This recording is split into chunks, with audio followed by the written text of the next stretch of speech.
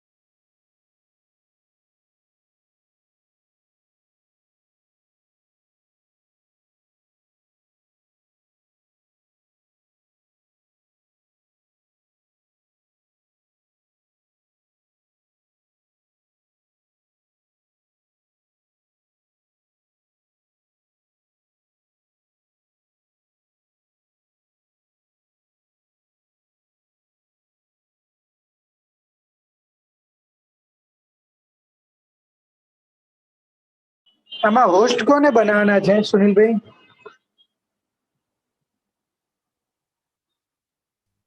आज इंग्लिश भाई આમાં હોસ્ટ કોને બનાવવા છે?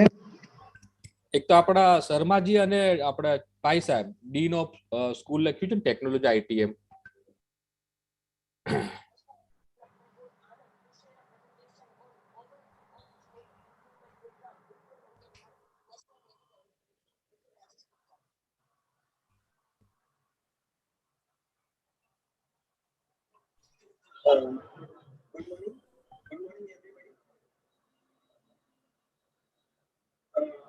આપણા આઈ હબ માંથી કોઈ જોઈન થયા છે આપણી જોડે?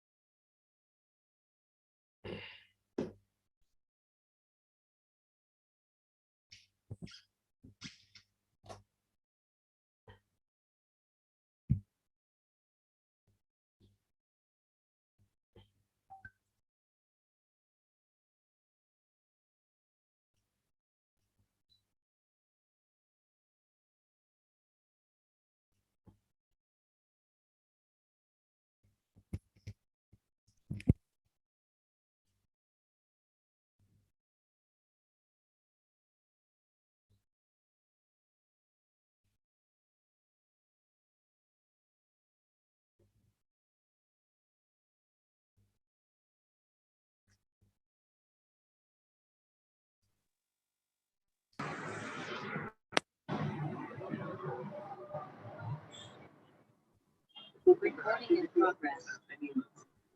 So basically, there are several things that we all know.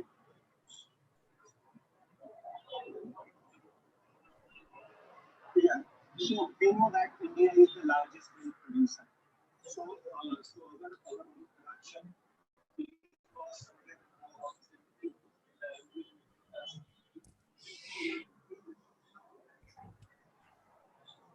દોલત સાહેબ તમે હોસ્ટ બની ગયા છો, હવે તમે બનાવી દેજો પોસ્ટ ને બધું બધા.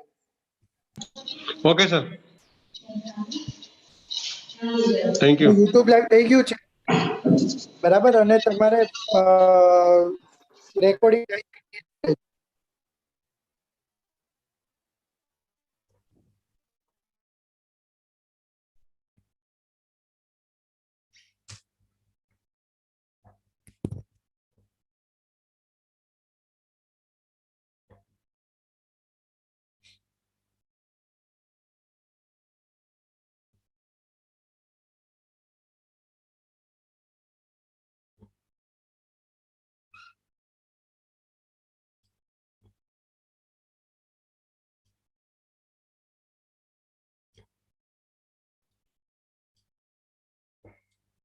Good morning doctor car.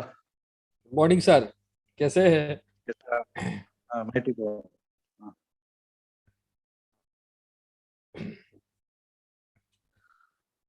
So काफी after long time we are just online Yeah, meeting. Yeah, correct. Yeah.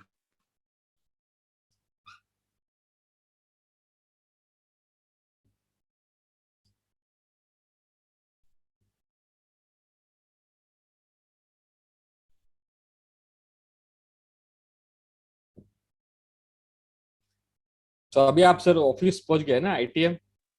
ITM से बात कर रहा हूँ या तो 10 सवा 10 बजे इधर पहुंच जाता हूँ। हाँ नहीं आपका तो सर टाइमली अच्छा है। वो नीरव जमुनापरा का actually they found Covid positive, तो फिर उनका इनका ठीक है, तो फिर वी आर जस्ट रीशेड्यूलिंग थोड़ा बहुत कर दिया है। शर्मा जी सभी से बात हो गया है ना, उर्वेश जी से, यक्षिल भाई से?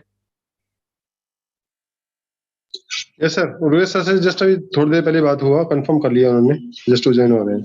हाँ एक बार मैडम को बात किया, वंदना मैडम को? नहीं, उनसे नहीं हो पाया कांटेक्ट सर रात को, लेकिन मैं अभी वापस ट्राई करता हूँ, है ना। ओके, दवे साहब को भी आप बता दीजिए, मैं वंदना मैडम को मैं लगाता हूँ, आप दवे साहब को बता दीजिए।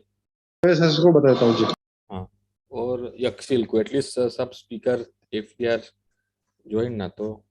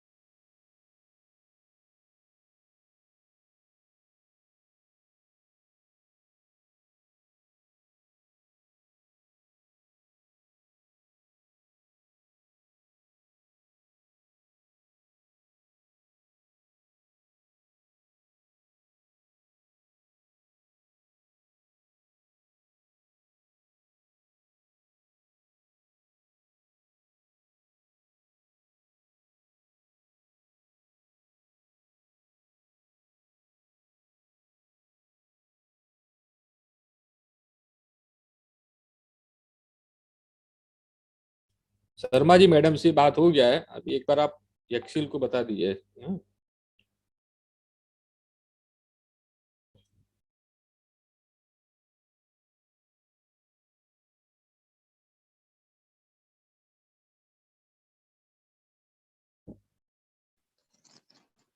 So Dr. Kahar, whether you can hear my voice properly? Yeah sir, absolutely Yeah. Right sir. Okay. मैंने जस्ट हैंड्स फ्री में गया हूँ। आपका हाँ I just क्लियर आ wanted रहा to है check sir. in my hands free. Yes Yeah. Sir, नहीं क्लियर आ रहा है। Thank you.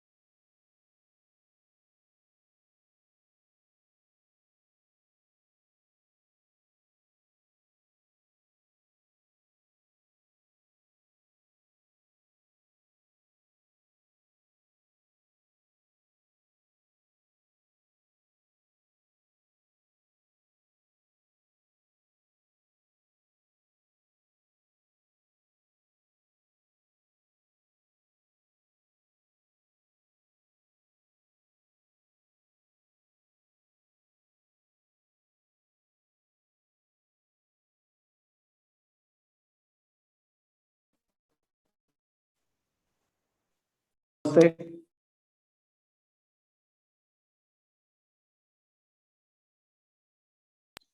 Hello.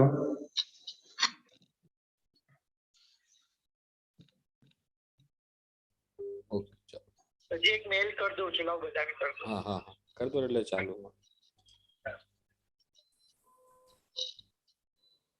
Kahar sir नमस्कार. Doing very fine. હા નમસ્કાર વીરેન્દ્રભાઈ. નમસ્કાર વીર સાહેબ. નમસ્કાર sir. સુનિલ ભાઈ નમસ્કાર ઓડિબલ છું? યા સાહેબ તમે ઓડિયેબલ છો. હા ઓકે. સરસ. દવે સાહેબ આજે નમસ્કાર. presentation છે, મને attend नमस्कार. કરવાનું છે. नमस्कार. નમસ્કાર. અને આજે અમારું કોન્વોકેશન છે ઓનલાઈન. અચ્છા એ પછી એ જોઈન કરવાનું. હા એ એવું નું કોન્વોકેશન છે. યા ઓનલાઈન છે. ઓનલાઈન છે. સરસ.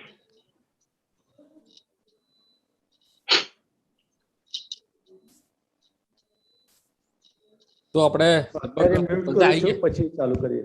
હા સર બસ હવે આપણે ચાલુ જ કરીએ છીએ. શર્માજી. Yes sir, ready. हाँ तो अभी अपने सेशन है. Yes sir. We can start. सभी लोग गेस्ट भी आ चुके हैं. Okay sir. We can proceed for the technical session. So, good morning to all of you. Myself, Dolat Sharma, Dr. Dolat Sharma, Assistant Professor in GC Gandhinagar, on behalf of Vigyan Gurjari, welcome all of you here in this technical session on ancient Indian metallurgy under the GVS 2022, organized by Vigyan Gurjari, Gujarat Prant.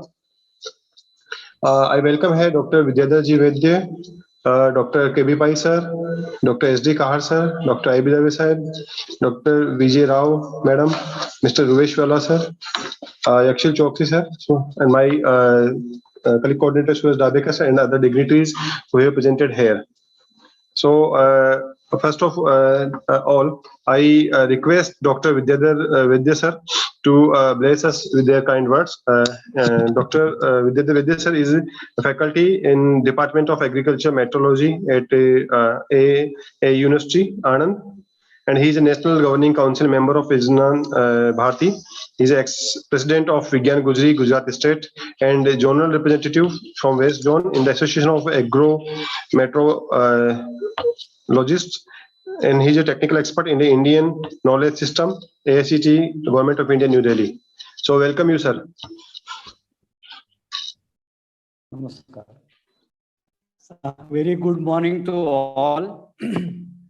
My friend and colleague, Dr. Sunil Bhai Kahar, who is a joint secretary of Vigyan Gurjari and also co-coordinator of this Gujarat Vigyan Sammelan. I am here to say a few words about the introduction of Vigyan Bharti, our parent organization, and also some information about Vigyan Gurjari and GVS. It was decided that in each theme, we should give introduction of our main organization and about the event in brief 5 to 10 minutes. So I am here on behalf of National Vibha. I am congratulating you and welcoming you in this very special session on ancient metallurgy. Vigyan Bharti is the nationalistic, patriotic, humanistic science movement where science involving both engineering and technology. It is aimed at societal development, social harmony, ecological balance, environmental sanity. It is totally positive and constructive movement. It is popularly known as Swadeshi Science Movement, where Swadeshi connotes the Bharatiya worldview on science. In these three knowledge systems, like natural sciences, social sciences, and spiritual sciences, develop integrally, holistically, and all-inclusively. Bharatiya culture and civilization have survived this day with the synthetic holistic approach to science, that is avidya, aparavidya, or vijnana. Spirituality, that is vidya, paravidya, or jnana. Jnana and vijnana, these are the two words and we have to study both Jnana and Vijnana. Vibha has motto Avidyaya Mrityum Tirtva Vidyaya Mritamashnute, meaning overcome the causes of death through science and attain the higher consciousness through the spirituality. One is expected to master both. There is no either or. We have to master both Vidya, that is Paravidya, and Aparavidya. It is said that Dve Vidye Adithavye, means both are necessary for the human being. So, in nutshell, we can say we have to achieve Abhyudaya and Nishreyas through our all efforts. So, Vigyan Bharati is a national organization which is known as Swadeshi Vigyan Andolan of Bharat, or Swadeshi Science Movement of Bharat. It was established on 20 to 21st October 1991 near Nagpur, where more than 120 scientists gathered from 12 states and started under the able leadership of Professor K.I. Vasu, who was the professor and head of Metallurgy Department in Indian Institute of Science, Bengaluru. Under his able leadership, this movement, Vigyan Bharati, has started in India. Now it has spread all over India. Day by day, its strength is increasing. Presently, Vigyan Bharati is having spread in all 37 states of India by different names. For example, in Gujarat, it is Vigyan Bharati is presently having more than 20,000 life members from science, technology, technocrats or academic persons, also administrative persons who are dealing with the science, all PG students or postdoctoral scholars, PhD scholars, they are all the members of Vigyan Bharati. Vigyan Bharati is also having 17 to 18 IAMs in different walks of the science. For example, in Ayurveda, we have got a very good organization known as World Ayurveda Foundation, which is organizing every 2 years. There is a World Ayurveda Congress, WAC.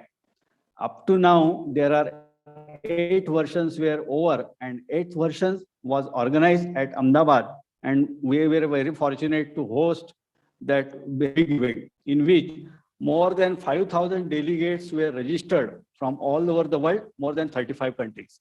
Also in European countries and Middle East countries, Vigyan Bharati is organizing international Ayurveda conferences in those countries. So recently, due to Corona, it was postponed. It was held at Dubai. Now, after Corona wave, we can organize this at Dubai. That is the second international Ayurveda conference. Also, there is an organization of Ayurveda students. Also, there is a very big event we are organizing. It is the Department of Science and Technology sponsored program from 2015. That is India International Science Festival. Last year, meaning in 2020, due to Corona wave, we couldn't hold it physically. So whole program was held on the online platform, and it is my pleasure to say that in that conference, the Vigyan Bharati, in the association of all the organizations like DST, we established 5 world records, Guinness Book of World Records in the field of science. Also, in recently in Goa, it was held in hybrid mode, in physical and virtual mode. 30% presenters were there and 70% online mode. So in that conference also, 3 world records, new world records were established. So this is how we are bringing science to the masses through our efforts to the students. So we are involving school students from the 6th standard and up to postdoc scholars, academic persons, all that. We are getting momentum from the work of Vigyan Bharati. We are spreading the message of science and technology, basic sciences. And also there is a one very big program known as Vidyarthi Vigyan Manthan, which is organized every year, in which more than 1.5 lakh students were registered from standard 6 to 11. And there was a state level exam. We are taking state level camp, and from state level camp, the selected students are they are being selected for national level camp. And For 2 years, it was organized online mode only. So first phase is totally online on their mobile or computer through internet. This exam is conducted on 2 days. So this is how we are involving students. So that is the main, we can say, activity carried out by Vigyan Bharati. Now about Vigyan Gurjari. Vigyan Gurjari is the Gujarat state unit of Vigyan Bharati, which is registered on 17 September 2009 at Anand. Prior to that, Vigyan Bharati work was started at LD Engineering College, Ahmedabad, under the name as Vigyan Bharati Karnavati or Gujarat, we can say. And they were organizing monthly lecture series. After that, it was systematically started from Anand in 2009 under the name of Vigyan Gurjari. So it is a registered organization, and up to now, we have got presence in 13 to 14 centers or cities in the Gujarat. We are having more than 21 institutional members. All the major universities of Gujarat, they are our institutional members. Also, we got more than 750 live members, more than 500 student members, and it is increasing day by day. Now, Gujarat Vigyan Sammelan is the first of its kind, which is organized by Vigyan Gurjari this year. Due to Corona, prior to that, we were planning to organize it on a physical scale, but due to Corona guidelines and other things, we are organizing in online mode. And I'm happy to announce here that more than 11,000 researchers, students, academic persons, administrators, they registered in this event. And not only from Gujarat, other than Gujarat, also more than 222 participants have registered in this event. So it is a grand event which was started on 30th January and it will go until 5th of February. So the event was started at the hands of Honorable Health Minister of Government of India, Manya Mansukh Mandviya ji, our own Chief Minister Bhupendra Bhai Patel, who graced the occasion of inaugural function.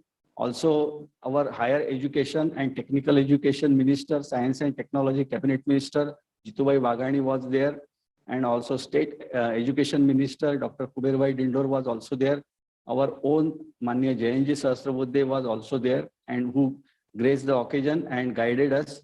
So it was a grand opening, we can say, and we are conducting every session. There are 13 themes and there are sub-themes, and more than 150 invited talks or invited experts. They are delivering their views. And about the main theme of this event is Vigyan Dwara Gujaratno Vikas. So I hope this information is useful to all the participants in this special session. And I wish the grand success to this session. And over to Dr. Sunil Kahar. Thank you very much. Jai Jai Garvi Gujarat, Bharat Mata Ki Jai. Thank you, sir. I thanks to Vidya Sahib for their such a nice words. Now, before starting the session, I again welcome I see here the many dignitaries from the Vigyan Gurjari, Vigyan Bharati, different universities and the industry. So I welcome all the dignitaries in this event. And before starting the session, I want to introduce you today's session chair, Dr. Kevin Paiser. So we again welcome the Paiser. So Dr. Kevin Paiser is the director in the technical campus at ITM University, Baroda. He held his position in the MS University Metallurgy Engineering Department as a head of department for many years. He has already served the MS University as a vice dean and dean of the Faculty of Technical Education. He served the IIM Baroda chapter as a chairman from 1999 to 2011, and he received many awards like the Hindustan Zinc Gold Medal Award in 2008, IIM KK Award, NAS Best Paper Awards, and he sir has written many technical papers, and so we welcome to Pai sir. And now I over to our first invited speaker, Dr. SD Kar Sahib. So I want Dr. Sunil D. Kar sir. He is an assistant professor in Metallurgical and Materials Engineering Department, Faculty of Technological and Engineering, MS University Baroda. And he is also the State Joint Secretary of the Vigyan Gurjari Gujarat Prant. He is a chairman of IIM Baroda chapter. He is deputy director in ME Welding Technology course, MS University. He is a recipient of the NAST International Gateway India section. NIJIS Corrosion Awareness Award in 2014. He is also received the IIM KK Award 2015. He has presented more than 60 research and published more than 60 research papers in the international and the peer-reviewed journals and conferences.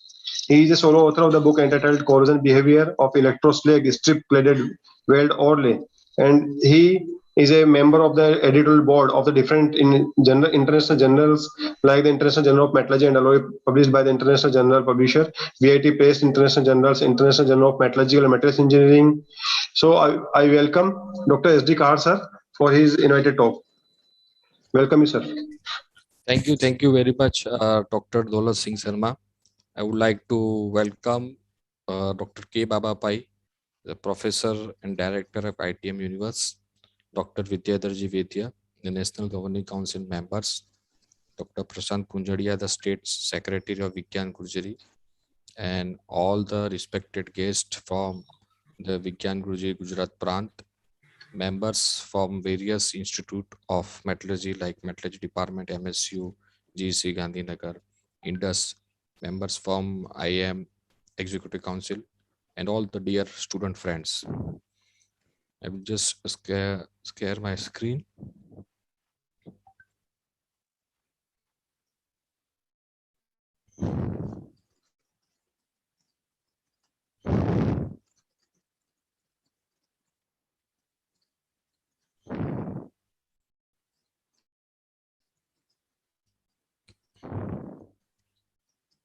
Everybody can able to see the screen?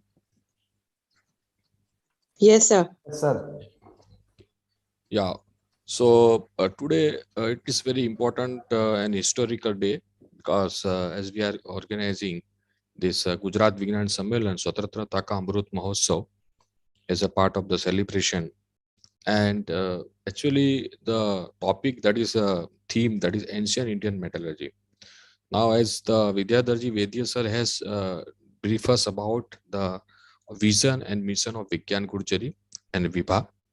Now, this is a particular session that has been introduced by this our own Sri Jayanji Sahasrabuddhe. Is the National Organizing Secretary of Vigyan Bharati.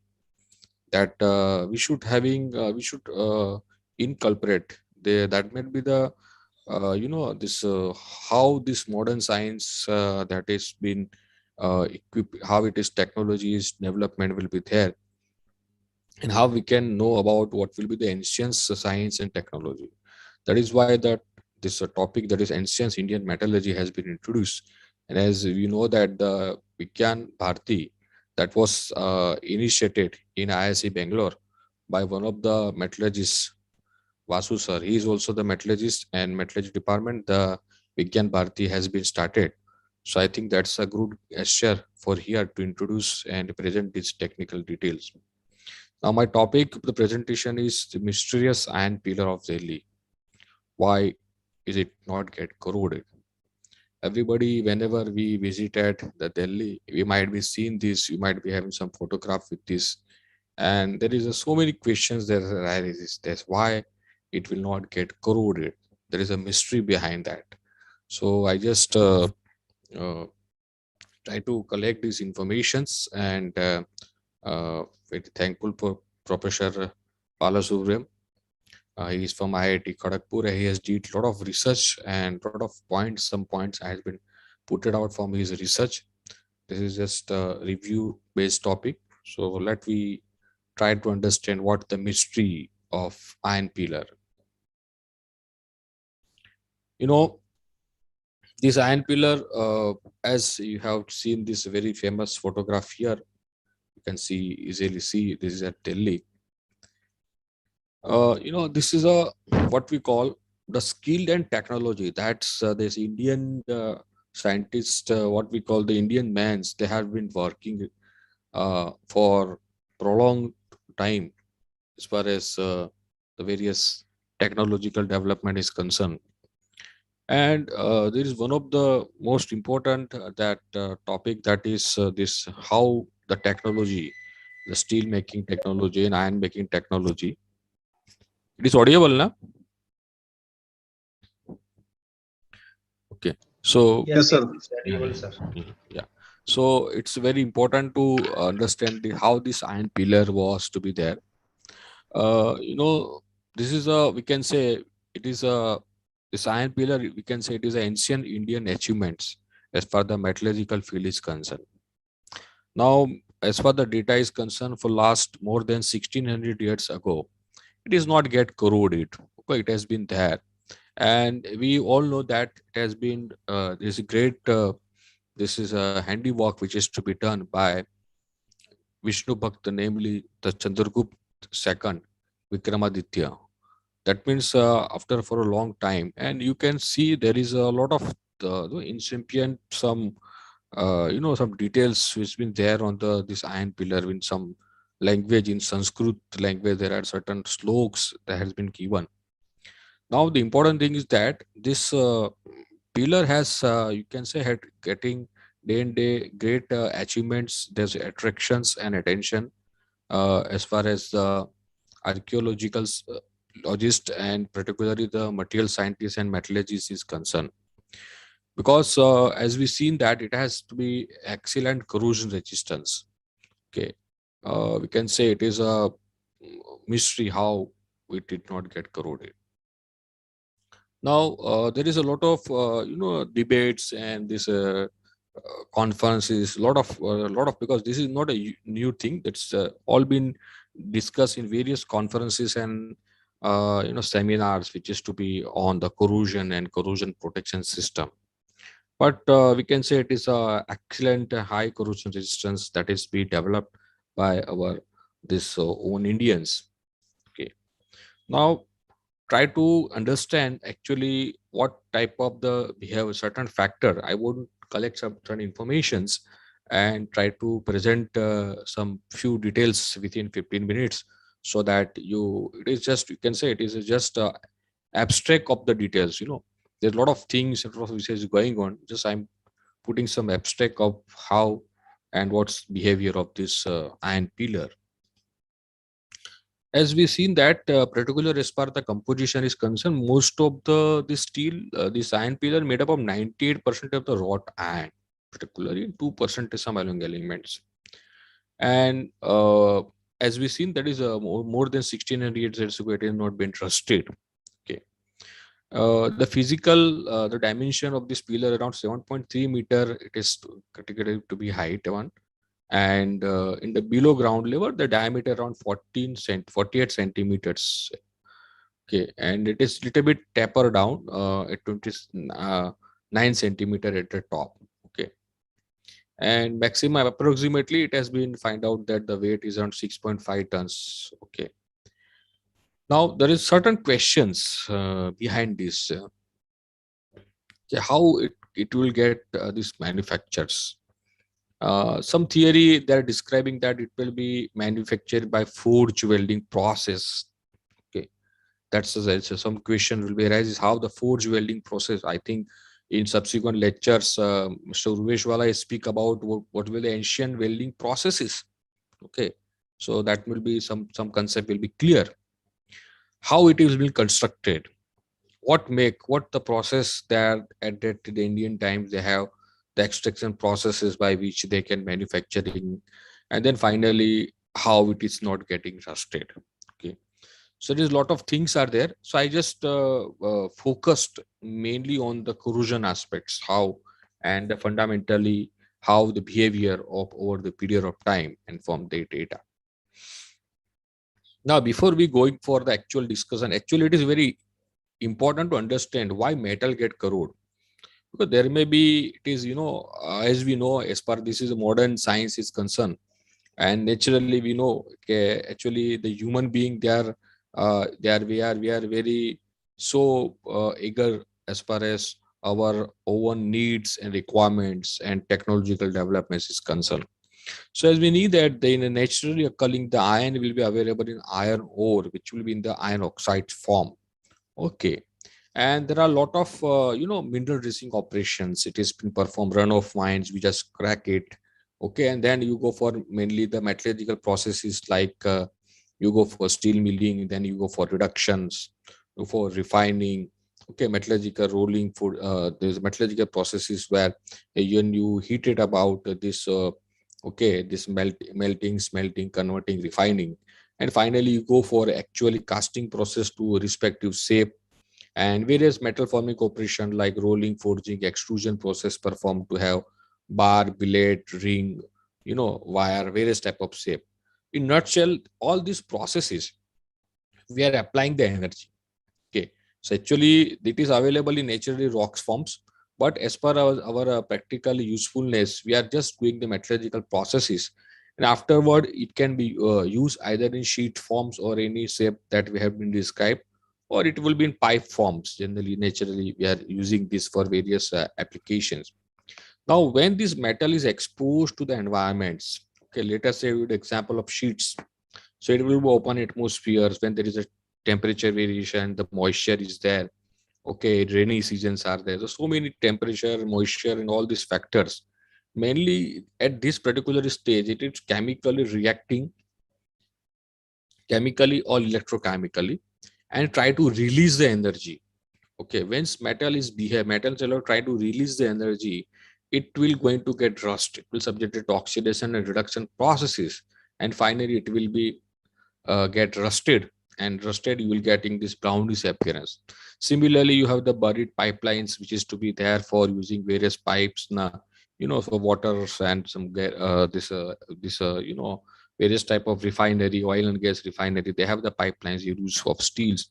So in the just underground pipelines, they exposed to the soil and water and various factors.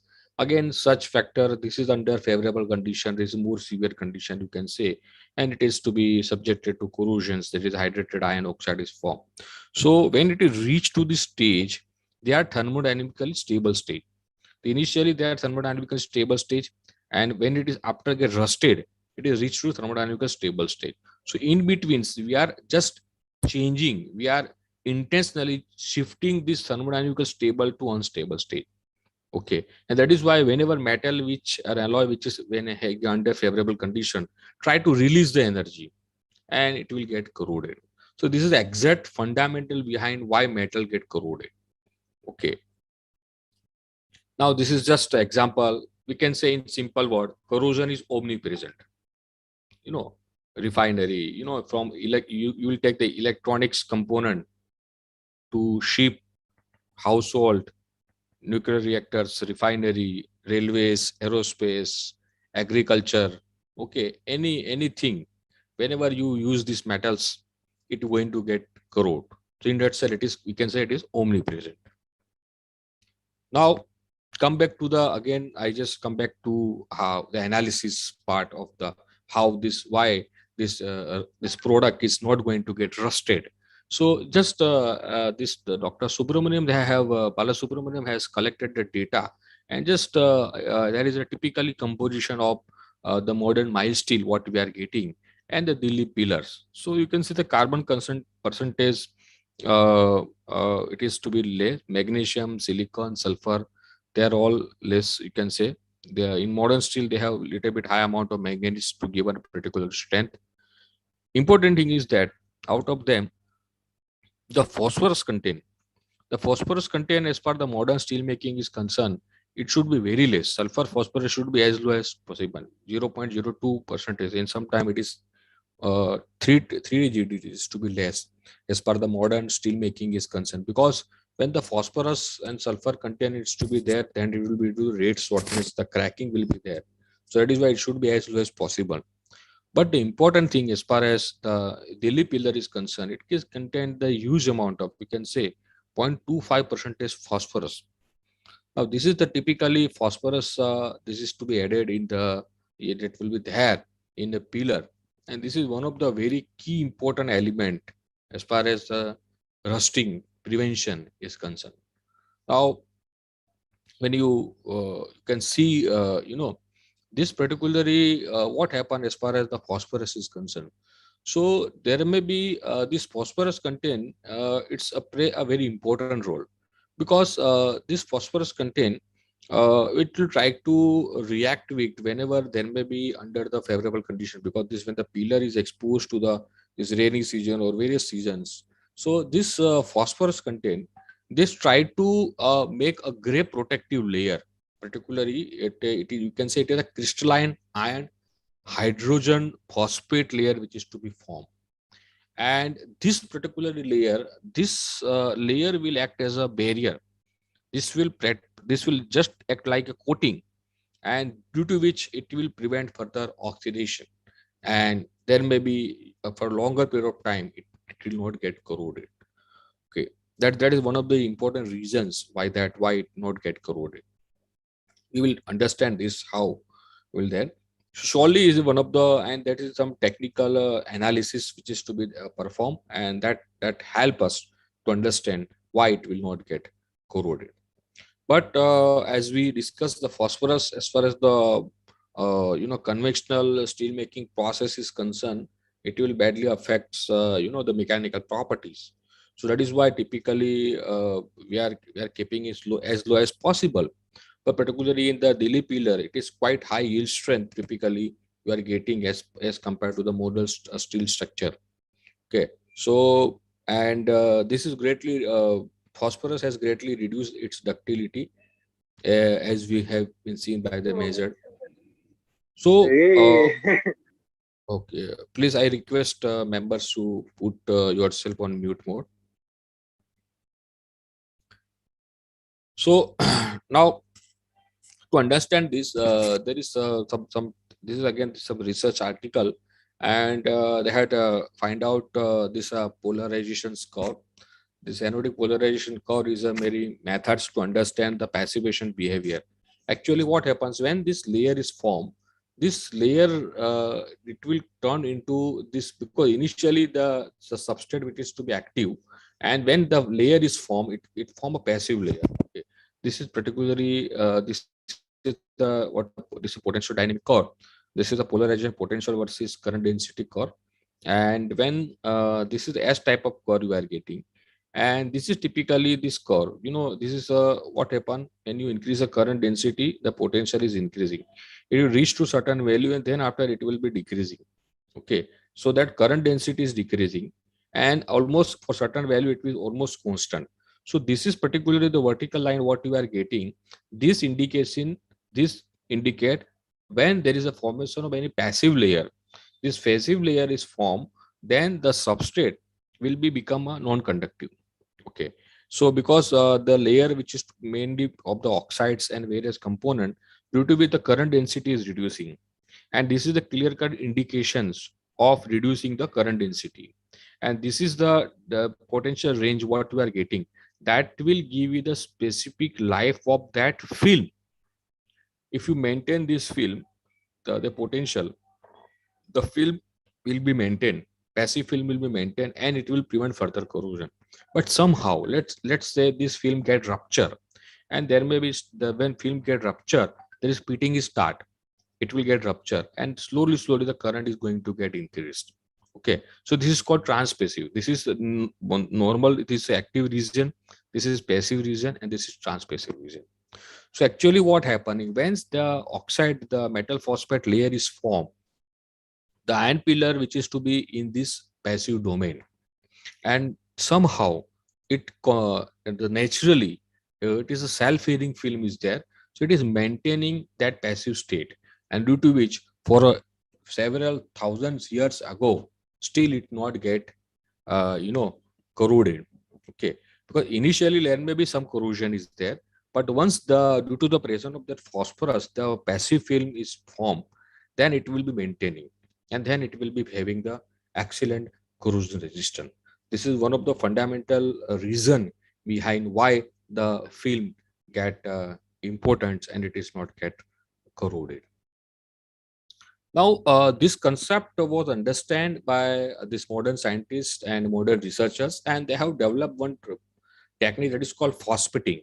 Because this is, I must admit this topic here in the pillar, because this knowledge of the understanding of the because the mystery that helps this modern science and technology to develop the various protection system, particularly for low carbon or low alloy steel or medium carbon or mild steel type of alloy, which is to be exposed to the this corrosive media.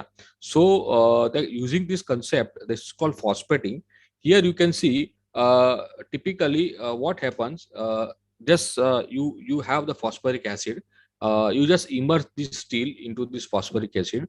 So there may be the dissolution reaction is start, and iron will be goes into the solution, and then there may be formation of this this passive layer, and then it will be get deposited, and there is hydrogen evolution is there. This is simply process. Just you are immersing this piece of the iron, and then it will get uh, formation of film. This is just the reaction. Actually, what happens when the iron will be exposed to the phosphoric acid, it will form iron phosphate. And when such type of reaction is occur, there may be micro anode and micro cathode which is to be formed. And typically, this will change, the entire situation. And there is a formation of primary iron phosphate.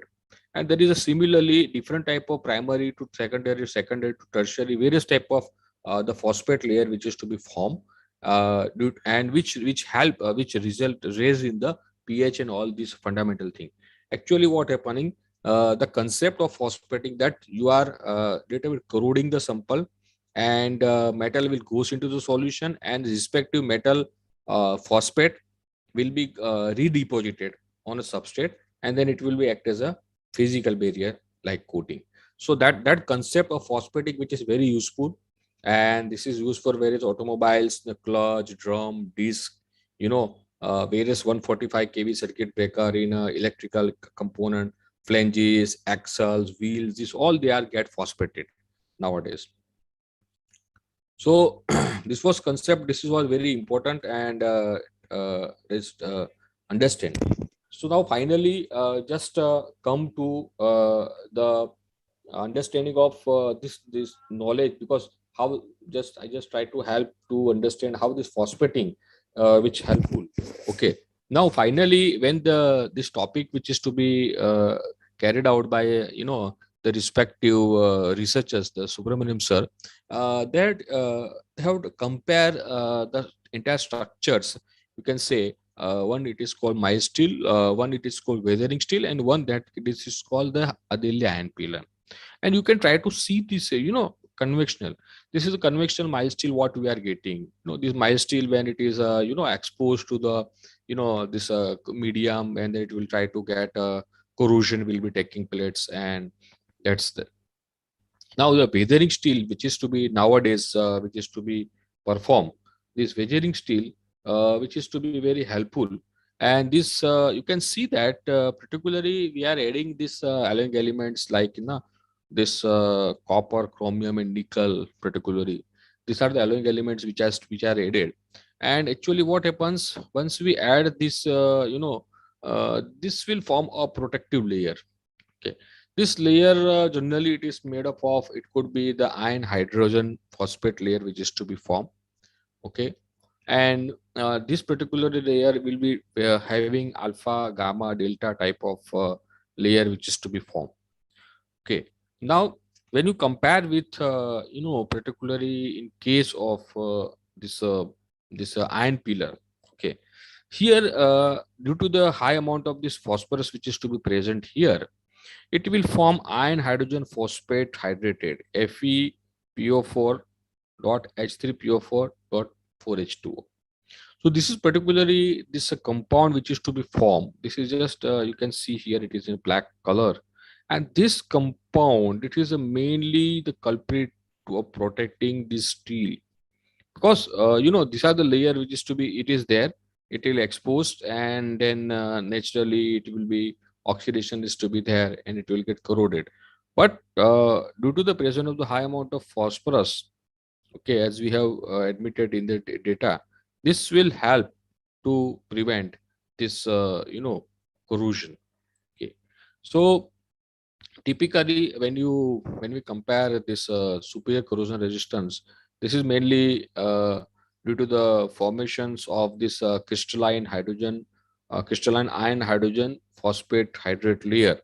Okay, which drastically reduce the corrosions, and it's also reduce the porosity. Okay, and finally what we can get this particularly this iron pillar is concerned, there may be because there is a as atmospherically there is an alternative wetting and drying cycle which is to be there for a long period of time, and this drying and wetting and drying cycle which also help as far as to protecting crystalline phosphate layer formation is concerned. So what there is a environment of Delhi, there is alternate wetting and drying condition which strengthen this passive layer, number one, and second the high phosphorus content which conferring the protecting the formation of crystalline iron hydrogen phosphate, which is one of the most important reason of having excellent corrosion resistance. And finally, there are some fact also we had been there because this pillar was initially from this Dhar and then it has been there from subjected to Delhi. Now at that time we know that there is a use of oil, as we even though even nowadays also we are using this oil in rainy season. So many persons who have been there. Now generally in older days they are using this oil generally is made up of this cow geese which just we are using, and just this will having just apply as a thin coating, okay, this oil or wool grease. This will provide give some good protections of the steel for some several months. We cannot get on several months you can getting, okay. So that would be the one of the ancients where they're continuously there after some days they apply this oil and then 1 or 2 months they remove oil again then apply this oil. So it is a continuous process to protecting this the steel. This is one of the some of the literature we shouted this information. And particularly Delhi is concerned, particularly Delhi the ant pillar is concerned. Here another theory which is to be indicate that there is a great mass of metal might be act as a temperature stabilizer, okay, and thus reducing the condensation of the moisture on it, okay. So that is one of the metallurgical factor which can helpful, okay. So particularly when we see in the night when the temperature is slow drop down because of its high heat capacity, this iron pillar remain warm up and less liable to get corroded, okay.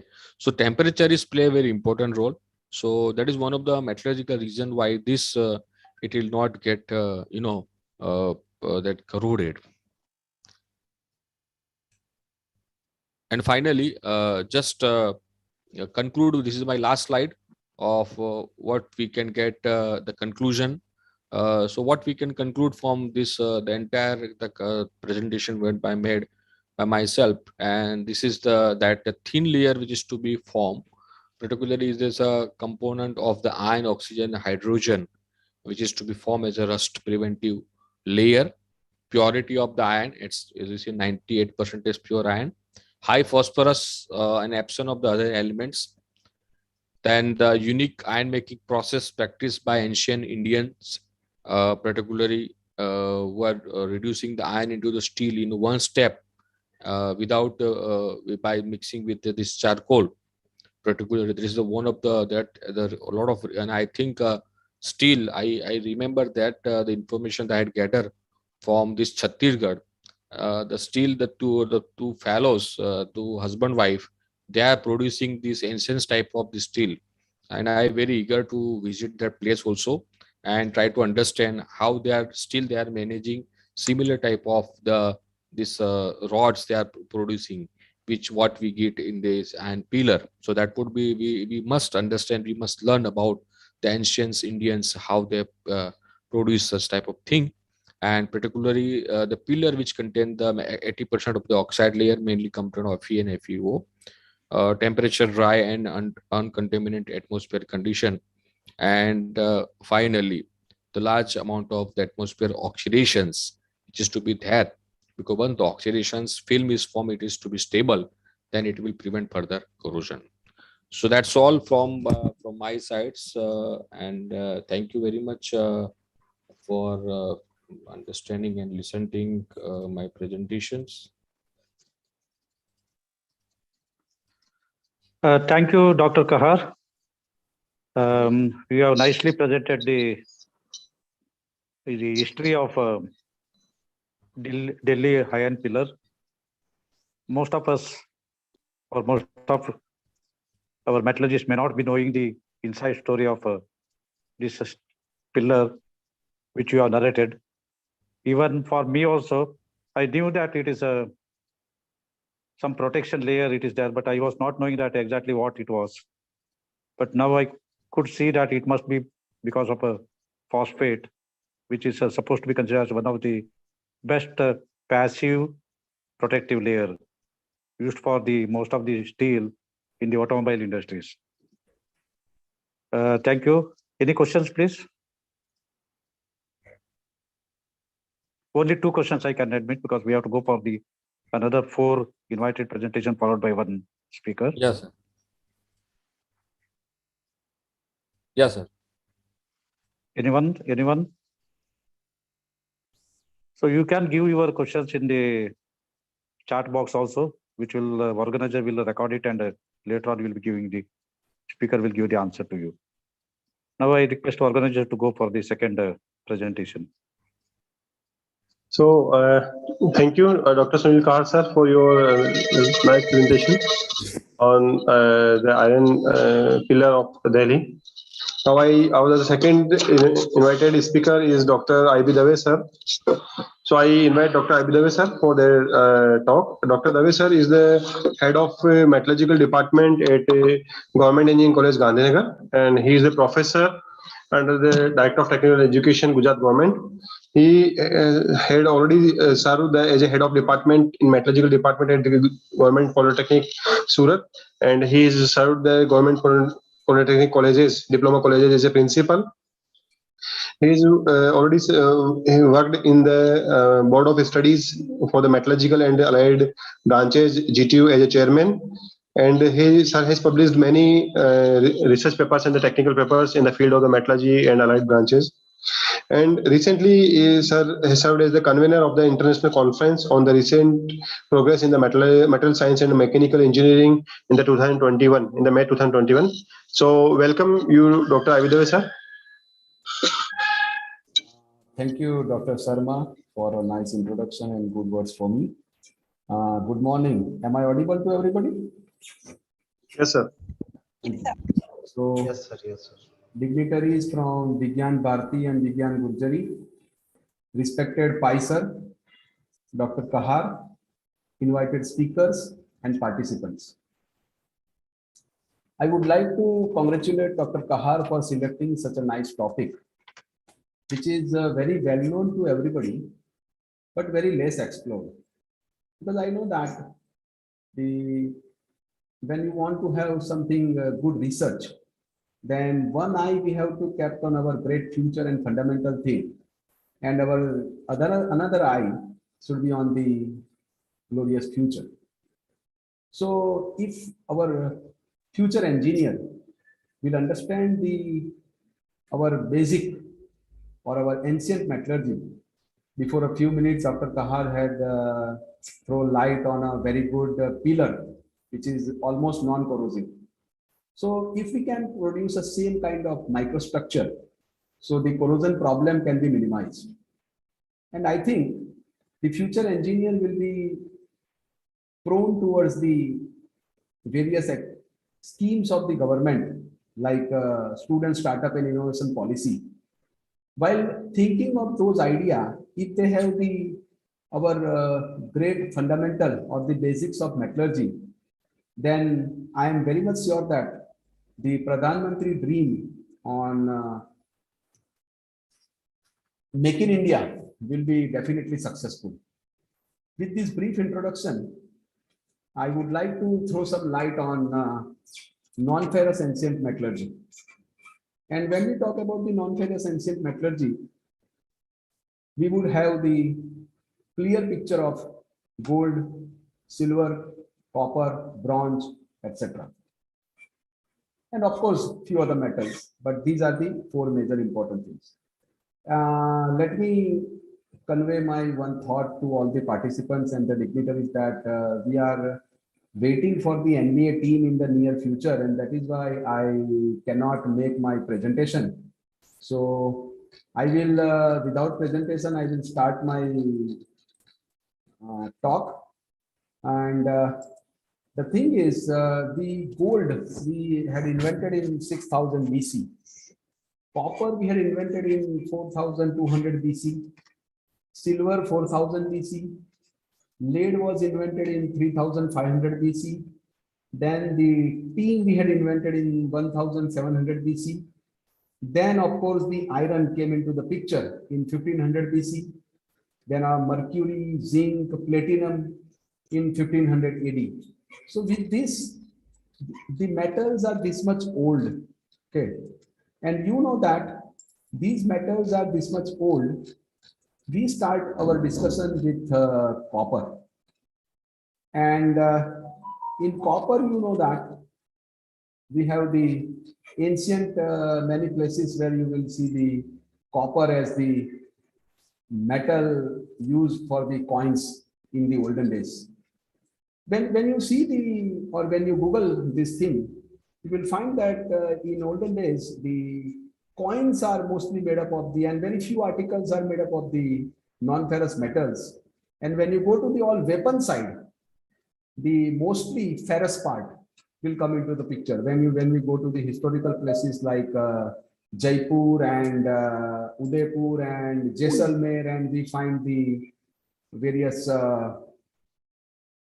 palaces and museums, you will see the all weapons. They are made up of mostly ferrous material. While when you go to the another section, when you see the coins and all that, it is mostly a non-ferrous material. Okay. So with that, we start with gold. So gold is found in a native state because gold is almost pure thing. And olden days people are using for jewelry as well as the coins. And there are many proof we have that the things are made up of the gold and copper. So native copper, that is copper metal, is thought to have been the first metal used by the man, and men have been used in ancient Turkey and Mesopotamia by about the 7th millennium BC, as I told you before a few minutes. Its name is derived from the Cyprus. Native copper is abundantly available in the large masses in the Great Lake region of the North America and was used fairly extensive by the North American Indians to make weapons and implements solely by the hammering and annealing, so that casting and smelting was not attempted. And up to 4000 BC, Ruda Glava in Yugoslavia has discovered this copper, and then they start making the bronze from that. Okay, but then the slowly silver, lead, mercury will come into the picture, and then the bronze come. So bronze is referred to the time of the development in any region before the introduction of the iron, when most tools and weapons are made up of the bronze. But again, when iron come into the picture, it is replaced. Chronologically, the term, it is a strictly local value for bronze came into use and was again replaced by the iron, as I told you. Okay, so archaeological discoveries since 1960 have upset traditional theory concerning the origins of the copper and bronze technology. It has generally been thought that use of the bronze and origins in the Middle East. However, irregular discovery from the Banching, Thailand, suggests that bronze technology was probably known as early as 3600 BC. The first bronze to be made by man was an alloy of copper and arsenic. Normally, our young engineers know only the bronze is an alloy of copper and zinc. But by mistake or by fluke, our ancestors find out the first bronze with the help of copper and arsenic, which was totally, as I told you, accidental outcome of unintentional smelting of arsenic containing copper ore. It was used in the ancient Mesopotamia prior to the use of the tin bronze. And the most famous and extraordinary example of the arsenic bronze are the bronze bulls of the 3rd millennium BC from Mesopotamia. Here, all the things are available on Google. And if you can see it properly, you can even see the microstructure study also that many researchers had done. And you will of course try to develop such a great thing in near future, and you can have the same startup also. That is the basic idea of training the young engineers for this kind of activity. And I again congratulate the Vigyan Bharti and Vigyan Gurjari. They are coming with a very good idea to train the young engineers. And I hope that if only a few engineers will come out with this good idea, then the complete, I can say, the whatever efforts are taken by the people will be of the good use. So arsenic, when enriched arsenic is added into the copper, it is having a very shiny coating. And that shiny coating, the people are very, very happy with the shiny coating, because copper is having a bit dull as alone. So when you add arsenic, because of the shiny structure, shiny surface finish, they start using. Okay. And archaeological and histological of the metallurgy have attempted to explain the gradual abandonment of the arsenic bronze in favor of the tin bronze in the ancient world. Okay. And there are many researchers have tried to find out this, and they are trying to find out the thin metal sheet from that. But of course, the brittle nature of the alloy is not trying to develop. Okay. So slowly people are developing the things, but before this, now we are going to the coins. So ancient coins were made from gold, silver, electrum. Now this electrum is a combined alloy of gold and silver, and where the 20% of silver they are added. Okay. And of course, at that time, they don't have much idea to exact adding, but approximately 20% silver, they developed an alloy called electrum. And of course, copper and brass and bronze, they are the alloy used for the manufacturing of coins. They were consistency in weight. Now, this is very important, implying that they were intended to have a set value, yet their value as bullion varied greatly, because the coins we are using as a bullion at that time. Okay. And normally there were the barter system. But again, slowly they start trading in the bullion, and where they are using these ancient coins. Since these coins are having same weight, propose different rations of the more precious gold and the less precious silver. These early electrum coins were minted for only about 50 years, and by middle of the 6th century, they were replaced by the coins of silver, 100% silvers. And gold coins did not become common until the time of Philip II, the father of Alexander the Great. So with this brief history, let go further. Coins of the gold and silver are said to be coins of intrinsic value, since their worth usually closely approximated the value of the bullion mapping of the coin, and the weight of the individual coin of the same denomination was therefore closely monitored. Not all states follow the same weight standard, and that is why slowly as the development takes place, you can see that we had developed the ASTM standard, IS standard, DIN standard, because in the olden days, in the absence of these standards, there were many cheating type of thing takes place. Instead of the coin, people adding more silver and they give you. So the weight is very important, and even they don't have the proper weighing balance to weigh, but they are weighing with their experience. But each city-state, especially the more important mint such as Athens, adhere quite strictly to the old standard in minting its coin, and they maintain that standard of 17.20 gram coin made by the Athens. As time passes, our most weight standard there reduces, and the fineness of the purity of the metal is also very important. Gold and silver, as I told you, 95% gold, and then they started up to 20% of the gold. But late imperial time, however, some silver coins containing very little silver. As time passed, only 2.5% silver coins people are using. In most cases, however, coins of precious metal, certainly silver, gold, however, overvalued, because slowly people get understanding of the importance of the gold and silver. So lighter than bullion of equal value would have been come into the picture. Then we will find the coins of copper and bronze and brass will come into the picture. And overvaluation of the Athenian was about 5% silver. It may have been higher on other states in sites such as Athens that had their own mineral sources, could better afford to keep the overvaluation low. 4th century BC, copper coin come into the picture and process a value that borrow little relation to the value of the metal. Now value of the metal is not coming to the picture. Only the processing technology and the barter system and the trade system will come into the picture. But that value of the metal is not now considered. In olden days, before that, 4th century BC, we have the gold and silver, so value of the metal was very important.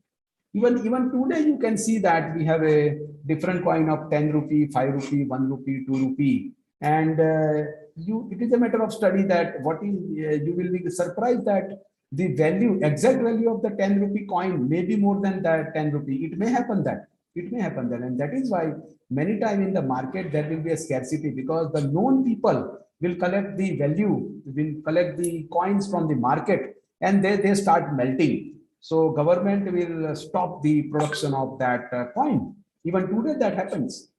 Okay. Most modern coins are called in 4000 BC, 4th century BC, are token or fiduciary coins. These coins were highly overvalued in terms of their metal content and were much profitable for the state of produce, as I told you. In olden days also they have such type of problem.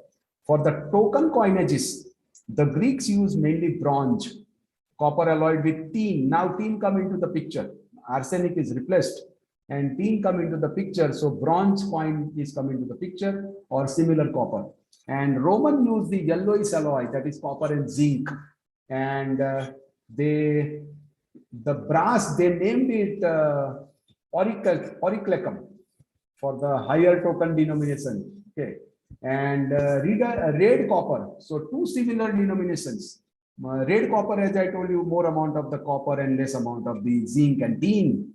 So both Greeks and Romans sometimes added to lead or some lead bronze, probably because lead may be blank, somewhat softer and easier to strike. So that is why the development takes place. Okay. And their metal sources for such type of coin production are city minted coin depends upon the supply of bullion. Not all cities or state minted coins, and sometimes it was the ability of the bullion itself that led to a city of issue coin. And the supply of the bullion could also affect the value of silver or gold coin. And one of the main source of the bullion was mining or collecting surface deposits, because even the mining operation was not very much understand by the people. So many times they collect from the surface also. So surface deposits were also used. The natural electrum used in the earliest coin was found among silver gravel deposits in Lydia, Western Turkey, the region of the state that issued them. See, this thing, electrum means 20% of silver with the gold, but it is available in the nature. They are not going to purify and they are not going to take out that 20% silver and try to get 24 karat gold. But they don't know that technology. And that is why whatever they are getting from the surface deposit for the mines, they are using and they are making the coins. The few later electrum coins, for example, those from the Carthage, were not natural electrum, but man-made alloy. Or the three Greek cities that first issued silver coin are Aegina, Corinth, and Athens. The metal source, where they are getting this, much more so that today, whether or not a city minted coins depends upon the supply of bullion, as I told you. And one of the main source is the collecting surface deposit, as I discussed with you. Okay. So once bullion had been obtained, the next step was to smelt and refine a metal to the desired purity of fineness. That was the process they were following. And then to make blank to appropriate weight. Now this is very important. As I told you, the Athens has started the 17.20 grams. So that appropriate weight, that was again concern for them. The Greek had been working metal long before the first coin were struck, and at least by the end of the 6th century, they were able to extract metal from the ores by smelting to determine the purity of the refined product and to make alloy to the separate alloy into their constitution part. And extractive remains of the ore washeries and furnaces has been developed later stage, and then we are getting a good quality of coin which are of the very good surface finish also and of the same dimension and same weight. To produce a blank at that time of appropriate weight, the molten metal was poured into open or two-part closed clay mold. Experimentation has shut down that this practice pouring into open mold or even simply into flat surface can be controlled accurately enough to produce blank within acceptable weight tolerance. But nowadays, you know that people, we are making from the sheet, and by sheet we are going for the metal blanking operation, and we are getting our coins. Okay, but let me try to share. If I can share, we got a good video. So let me try that. I can share. I can show you that video. I would like to share my screen, and if possible, through my online store alone, we've sold over $500,000 worth of spices. That's so crazy. I went from selling to my town. Can you see my screen? Hello? No, sir. So you can see that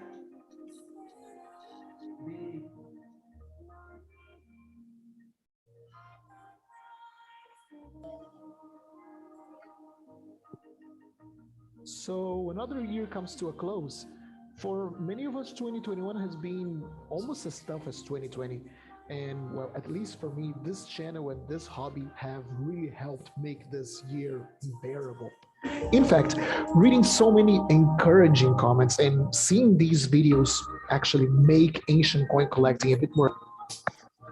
Top 10 lists of the favorite coins I got in 2021. These don't necessarily follow a certain criteria such as condition or historical significance or rarity. It's just the coins that called the most attention to me as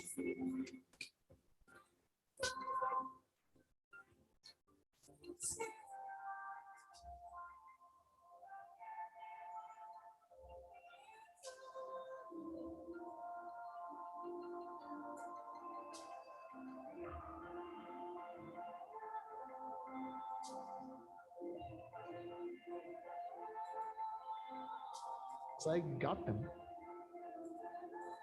So let's get started.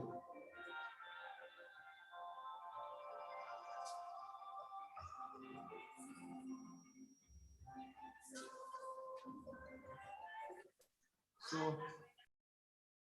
like this, there are all things are there which you can see, and it is all uneven points with the embossment and the process which was very difficult in those times. So with this, I stop my talk and hand over to organizers, please.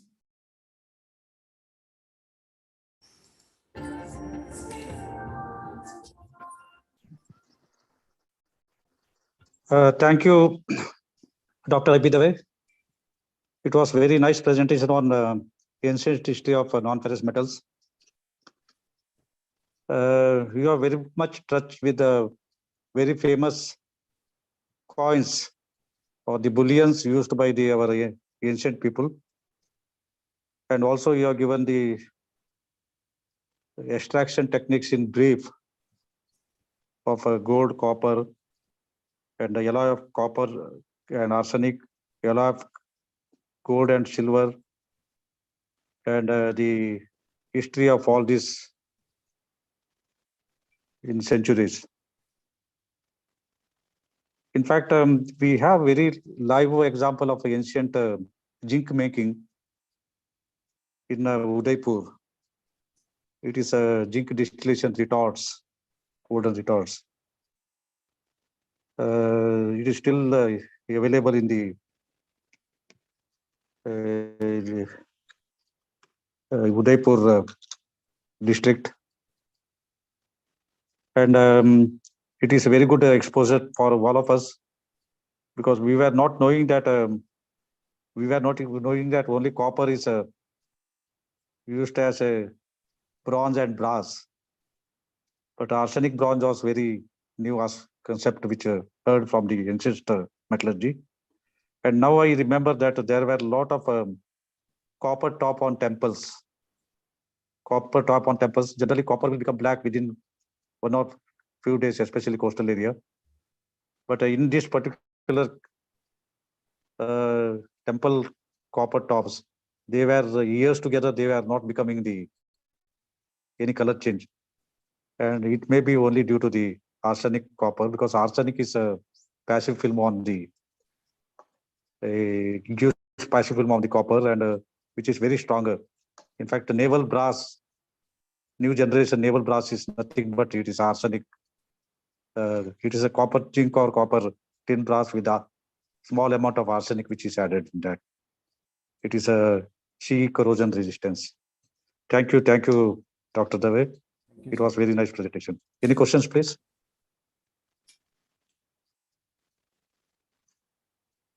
If there are no questions, then we can proceed for the next speaker. Thank you. Thank you. So, thank you, Dr. I.B. Dave sahib, for your such a nice presentation and information.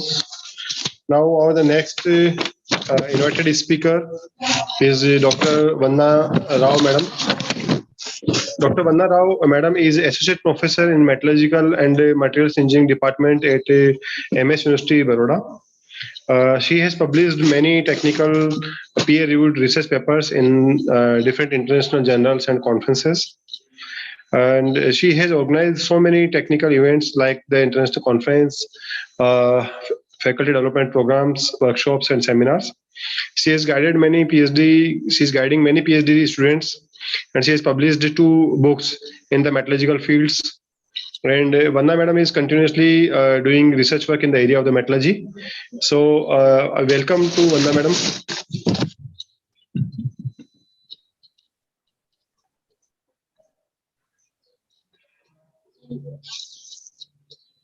Hello, are you able to hear my voice? Yes, ma'am. Okay, fine. Thank you, Professor Sharma.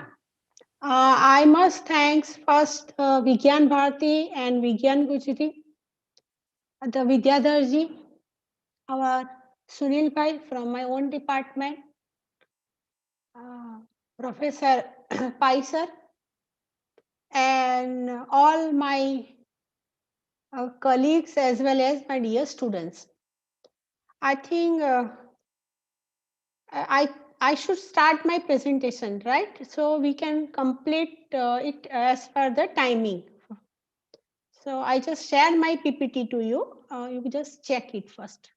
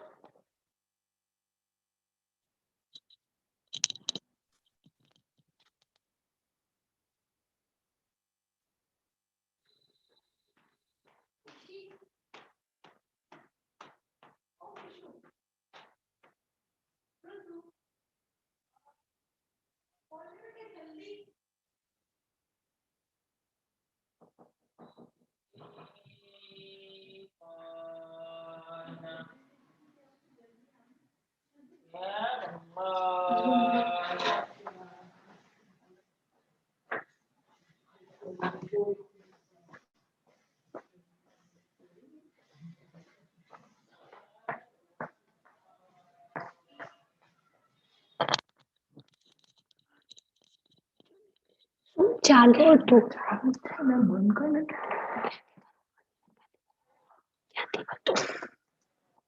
Presentation મોકલવાનું છે મારે ઝૂમમાં હા એમાં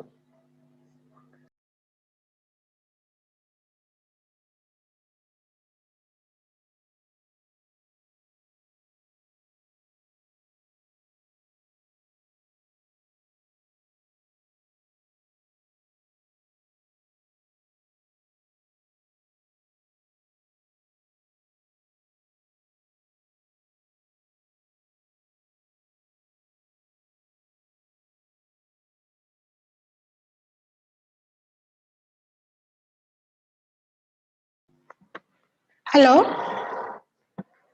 Yes. Are you able to see the PPTs? Yes, ma'am. Okay, fine. So I think Yes, now ma'am. I start. Thank you. Sorry for delay. My topic given my topic given to me is the powder metallurgy, that is ancient. I add one more one, that is present also. Few slide I will include as a present. Otherwise, the entire today discussion, I just cover it as an ancient powder metallurgy.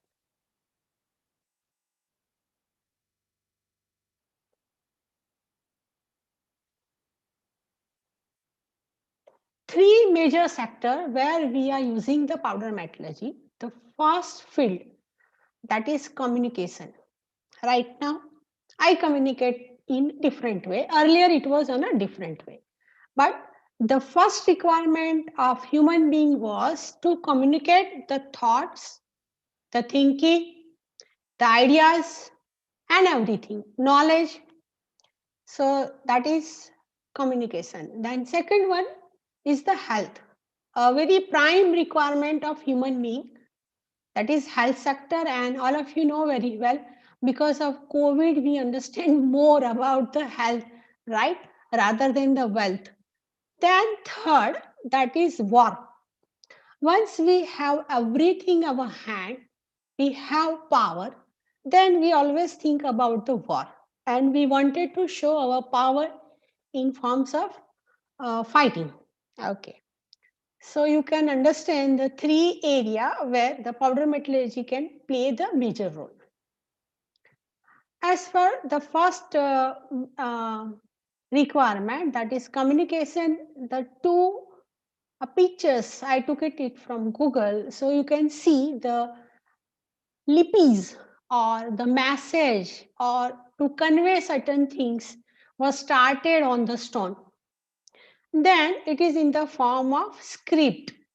So you can see in the different language, in different places, people try to convey the communication. In that, actually, how powder metallurgical area can play, that is, most of the scripts, they are made with help of the ink, and that ink can be made by using powder metallurgy technique. Even the few slide will indicate how in this case also people are using the powder metallurgy.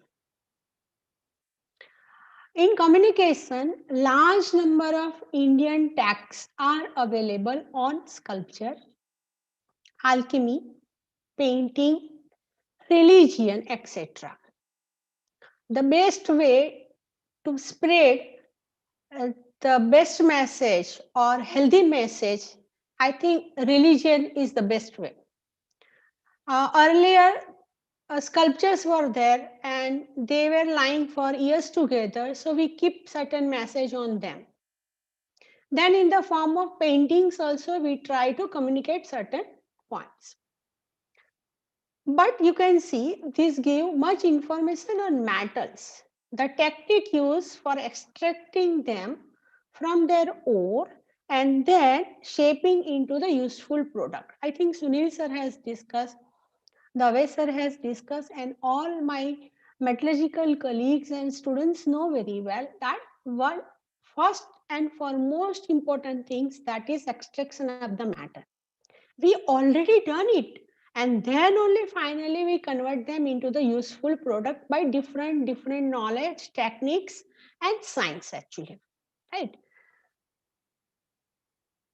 Paint industries, I told you that all the script, either they may be on the metal, either they may be on the stone, either they may be on the leather, or either they may be in different forms, paper, ancient papers. We were using gold, silver, copper, and tin in the form of color paints. The reference I took it from different research papers and all that. So they said in one of our Purana, Vishnu Dharmotara Purana, they indicate the use of certain paints made by different metals to write the script or to convey our Vedas and our sloks and knowledge.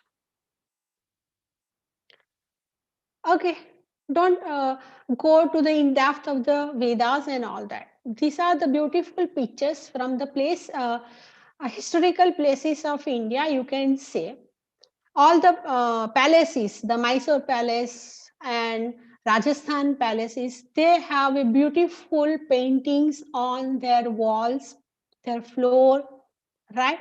So in that case, they were using a different variety of the metal powders to make them decorative. And you can see even today, after years of 500, 3 or 4, they are just as it is and so beautiful and so light. This picture indicates we wanted to make the maps to spread on the message to keep our treasures in particular preventive manner and all that. So for making the maps also, we are using the paints in the form of different colors, and they are again made up of the metals. So pigment industries even today and earlier was also using the metal powders. Then we can say the health sector. Bhasma, or we can, in common language, we can say churan or churna. I put one more word, that is vastragaran here. I heard and I know and I refer number of papers, you know, to make the nanoparticles. Earlier, there was no typical mesh available to make the metal powder in the form of nanoscale. So what we do, we have a cloth, and from the cloth, one we can just remove the fine powder particle, then finer cloth, again go for the filtering, again go for the filtering, and then ultimately we convert the metal powder into the form of nanoparticles to make the churan or to make the bhasmas. Presently also in Ayurvedic field, they are making the bhasmas by using vastra churan prakriya or vastragaran filtration process. Yeah, Ayurveda is an established branch of the medicine even in the modern age. There are lots of scope for Ayurveda also to heal and to control over the diseases which are beyond to recover by any other branches of medicine. In Ayurveda, there are two applications of bhasma actually. Either to consume it as a medicine and to spread it on the body externally. Have you seen lots of saint, Mahatmas, Gurujis and all that? They were applying a typical bhasmas on their body, right? So they can also help to protect you and to isolate you from the germs. The second operation is more interesting. Which one? The spreading. Because the purpose behind applying it on the body is to purify the body. This is only possible only if bhasma can penetrate the layer of the human skin. So once they can penetrate externally, they are also helpful to purify the body, especially the skin diseases. it can be referred as plasma. It is a requirement for the bhasmas that it should be fine. I write it on the last word. It should be in the nanoscale, so it can be penetrate to your skin on the surface of the body. Now we understand the reason behind applying bhasma on the forehead or other part of the body. Then you can say Rasa Sastra. Rasa. The meaning of rasa in ancient metallurgy is mercury, actually ras. The researchers also term rasastra as a chemistry. They will use mercury for various medication, energy, and as a fuel source. So mercury was the epicenter of the Indian metallurgical practice. Earlier, mercury. Manuscript and text today on ancient metallurgy related to the use of mercury and its processing. I think so many of you and we have heard that पारा को gold में convert करने की प्रक्रिया ऐसा बोला जाता है. मतलब mercury can be transferred into the form of gold. Density of both the elements are very, very high, right? So how they can do that we don't know, but there were a number of books in alchemies. They describe that they can convert by using science from mercury into the gold. Bhasmikaran is the last stage, is the preparation of the metal powder. Bhasmikaran, bhasma. So bhasmikaran, that is the process. To study the process of bhasmikaran and relate the process from the Indian text, this term bhasma is generally considered as a very pavitra ash, very pious ash. So all the temples, they may have the bhasmas and we apply on our forehead actually.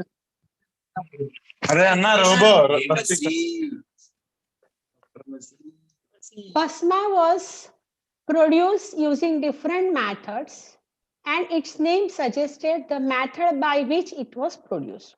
Now, especially, I introduce this slide. Right?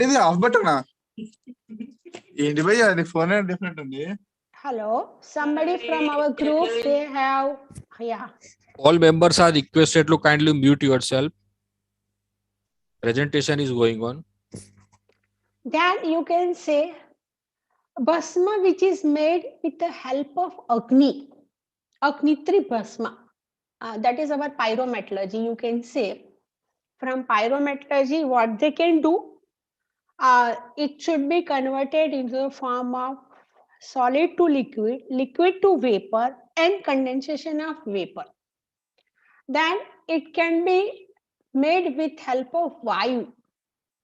That means by application of pressure, air pressure, bhasma manufacture with help of air. It is little bit interesting field. We have to go through in detail actually.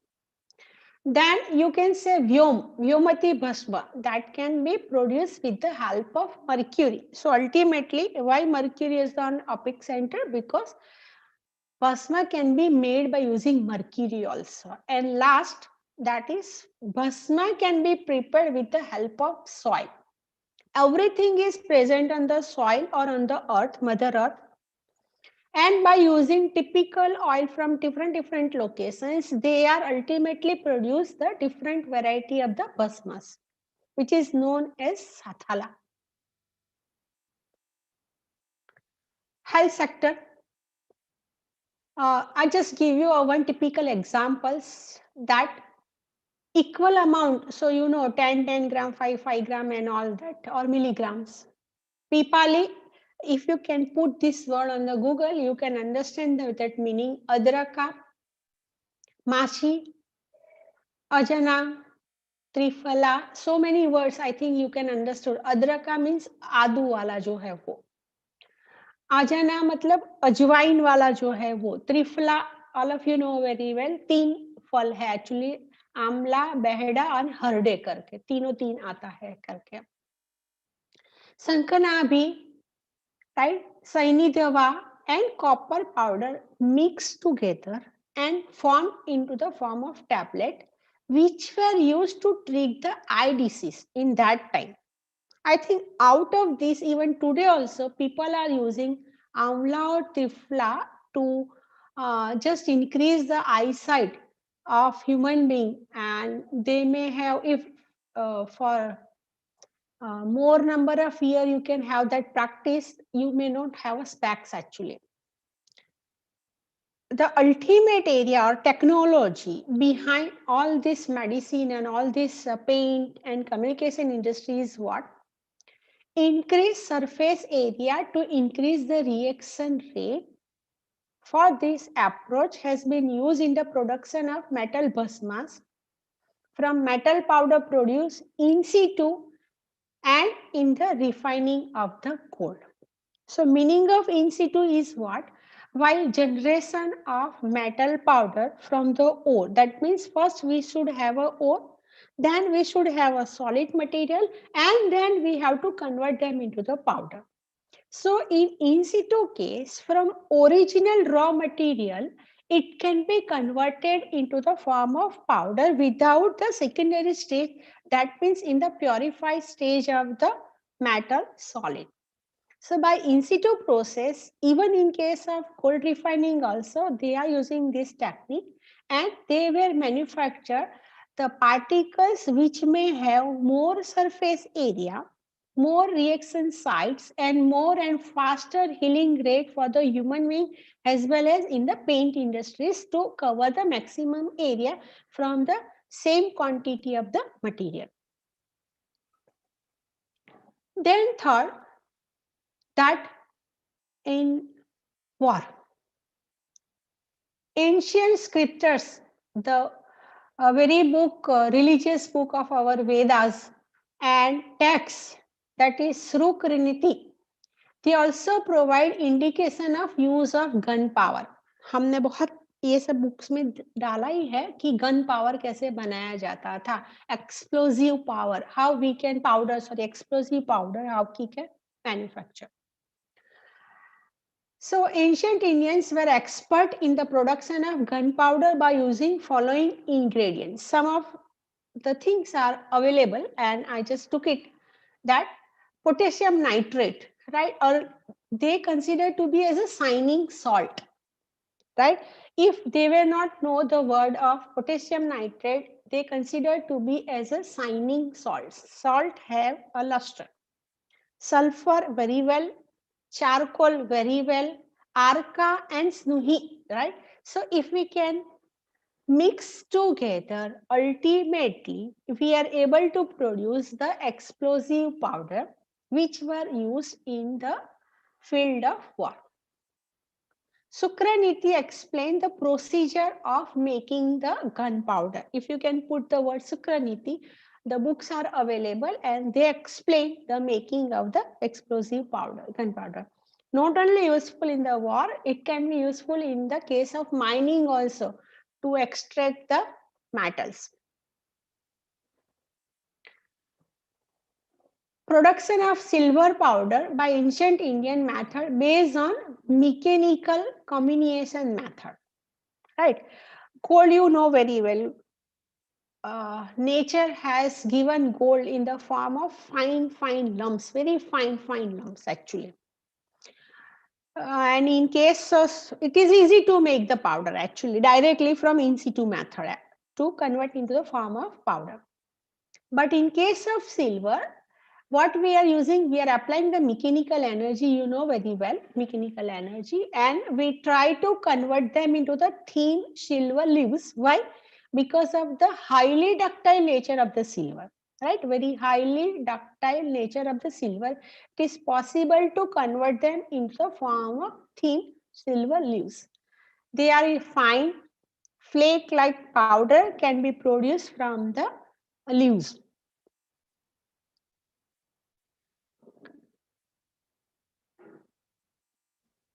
Of course, the total detailing is disclosed, it is not available, but it can manufacture by mechanical alloying or mechanical communication method by application of mechanical energy. Then the text like Mana Solalasa and Silpa Ratna, they give the full details for procedures adopting making metal powder by mechanical comminution method.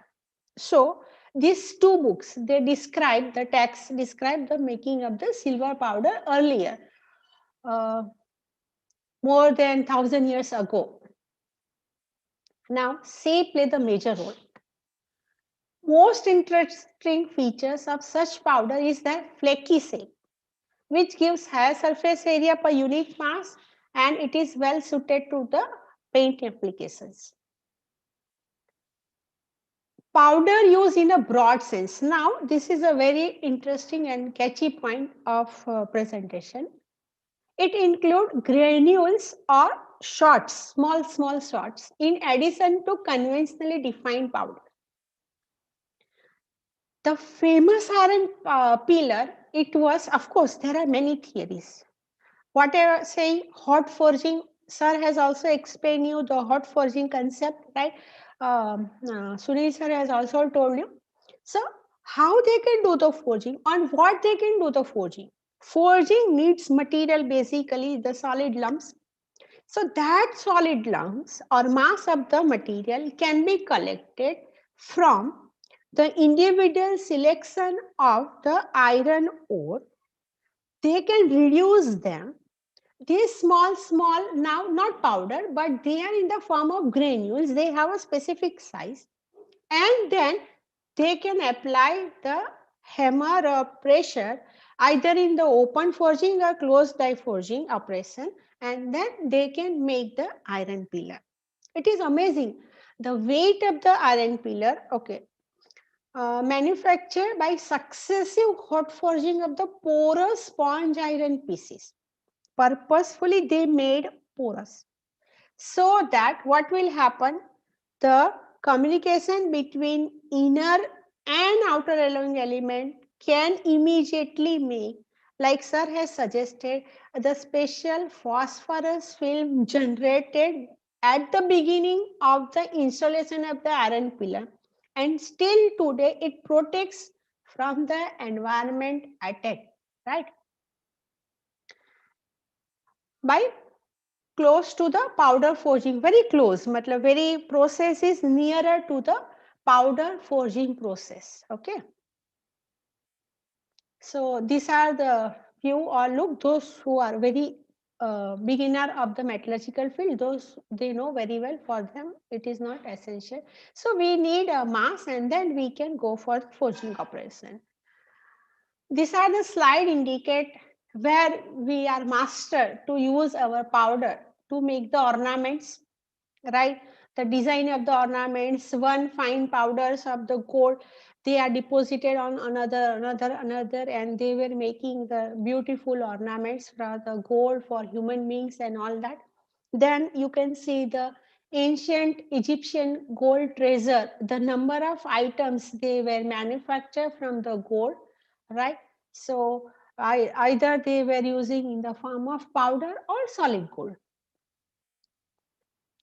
Then you know so many statues, or they have giant mummies, and there are decorative lines and decorative the film they were also using by gold coating or gold powder on the surface of the statues. Either if it is not made up of the gold, or if it is made up of the gold, then there is no need to give them the protection. So they were also using this technology. Yeah, in earlier the scientists were using, or you can say lab was not there, but to make the process or weapons and technology, they need a high temperature, and for that high temperature, they need actually platinum metal. So platinum metal recovery, they can convert it, they create it in the form of small powders, right? Chemically precipitates powder, they consolidate and then they give the shape, right, at low temperature, because we don't have a source at high temperature. And then they make the articles to avoid the high temperature, of course, and they were used for the laboratory applications where ceramics were not there or not available. They may have also started the concept of making apparatus by the precipitation phenomena of the platinum metal, right? The weight is too high, 6 to 6.5 tons. So either they made horizontally or vertically. So debate what they install, how they can going through the specific reduction of the particulates and forging, how they do. It's a, I think, wonderful exercise to make the monuments and pride to the India, right? The iron pillar. Of course, before that, the main application of powder metallurgy has started, as per my expertise, not returnable information, but we started using actually soil. And first we make all this kind of the vessels to hold the water, because quite often you can't go to the river and collect the water. So what we need the preservation of water. We need actually the vessels, and ancient metallurgy started with the pottery in the form of ceramics, and ceramic has also grew actually. So that is another application of powder metallurgy, by choosing typical mitti, right? So it's not easy to select the soil. There are variety of the different soils, and specific soils can have a give you the proper product, so you can use for a certain length of time. Then you can say the Indus ornaments, Harappa, Mohenjo-daro and Harappa, abhi bhi just nearby our क्या बोलते हैं in Sindhu Mohenjo-daro, near in the Gujarat also, right? There are some sites, and every year they are getting different varieties of the items which indicate 5,000, 3,000, many years old items, and that technology. I had seen the gold of that Sanskriti. They were in the form of small beads actually. And these are the other items they are making by use of copper, silver, bronze, and etc. Right? So these are the treasure, or our technology. We have the technology and we make a useful item from the matter. You can see the in this picture the sharp needle type. So for many carving also they need actually metal. So carving can started after the extraction of the metal actually. Then in 19 you can see the very interesting phenomena happens to the world. And Edison, you know, all of you know very well, Thomas Edison, he has developed the light bulb. He has invented the electricity, and then in the form of bulb we are getting light at our home. So they were using tungsten filament. So tungsten filament can be generated by this route actually, because the nature of tungsten is very brittle in nature. Right. Then in 1910, we were make first the porous bronze bearing with help of powder metallurgy, and that is self-lubricated bearing. They change the speed of the industry. Then we can make the industrial revolution of good surface finish product in 1922 in the form of cemented carbide by powder metallurgy technique, cutting tools. Right. So I just briefly give you the history of this bulb or Edison, what the Edison need and who has satisfied the first requirement of Edison, and then how it comes to the tungsten as a filament source actually. So in 1870, Welsbach has pressed the osmium filament by extrusion process, extruding, you know the extruding, right? So by osmium they were using, how the osmium oxide they have selected, then the natural source sugar syrup as a binder, then fine thread carburized, then volatile the binder our sugar syrup, and then reduced oxide, they can be converted in the form of sinter metal. But osmium replaced by the tantalum, and then by the Coolidge, tungsten actually is as a filament for the present bulb actually. So this is the process. By extrusion, they were making the thread, right, from the osmium, then tantalum, and then tungsten. How they can manufacture? Tungsten was brittle. It was hot work. Convert them into the ductile. From powder, make into the small solid, right? Normally by reduction, then going for the hot working operation. By hot working, we just reduce or increase the ductility value and brittleness value reduction. Finally, drawn them into the relatively low temperature, because when we make the wire, it is not possible to make them high temperature. So then it is converted in the form of wire at relatively low temperature, even though the melting temperature of tungsten is very, very high.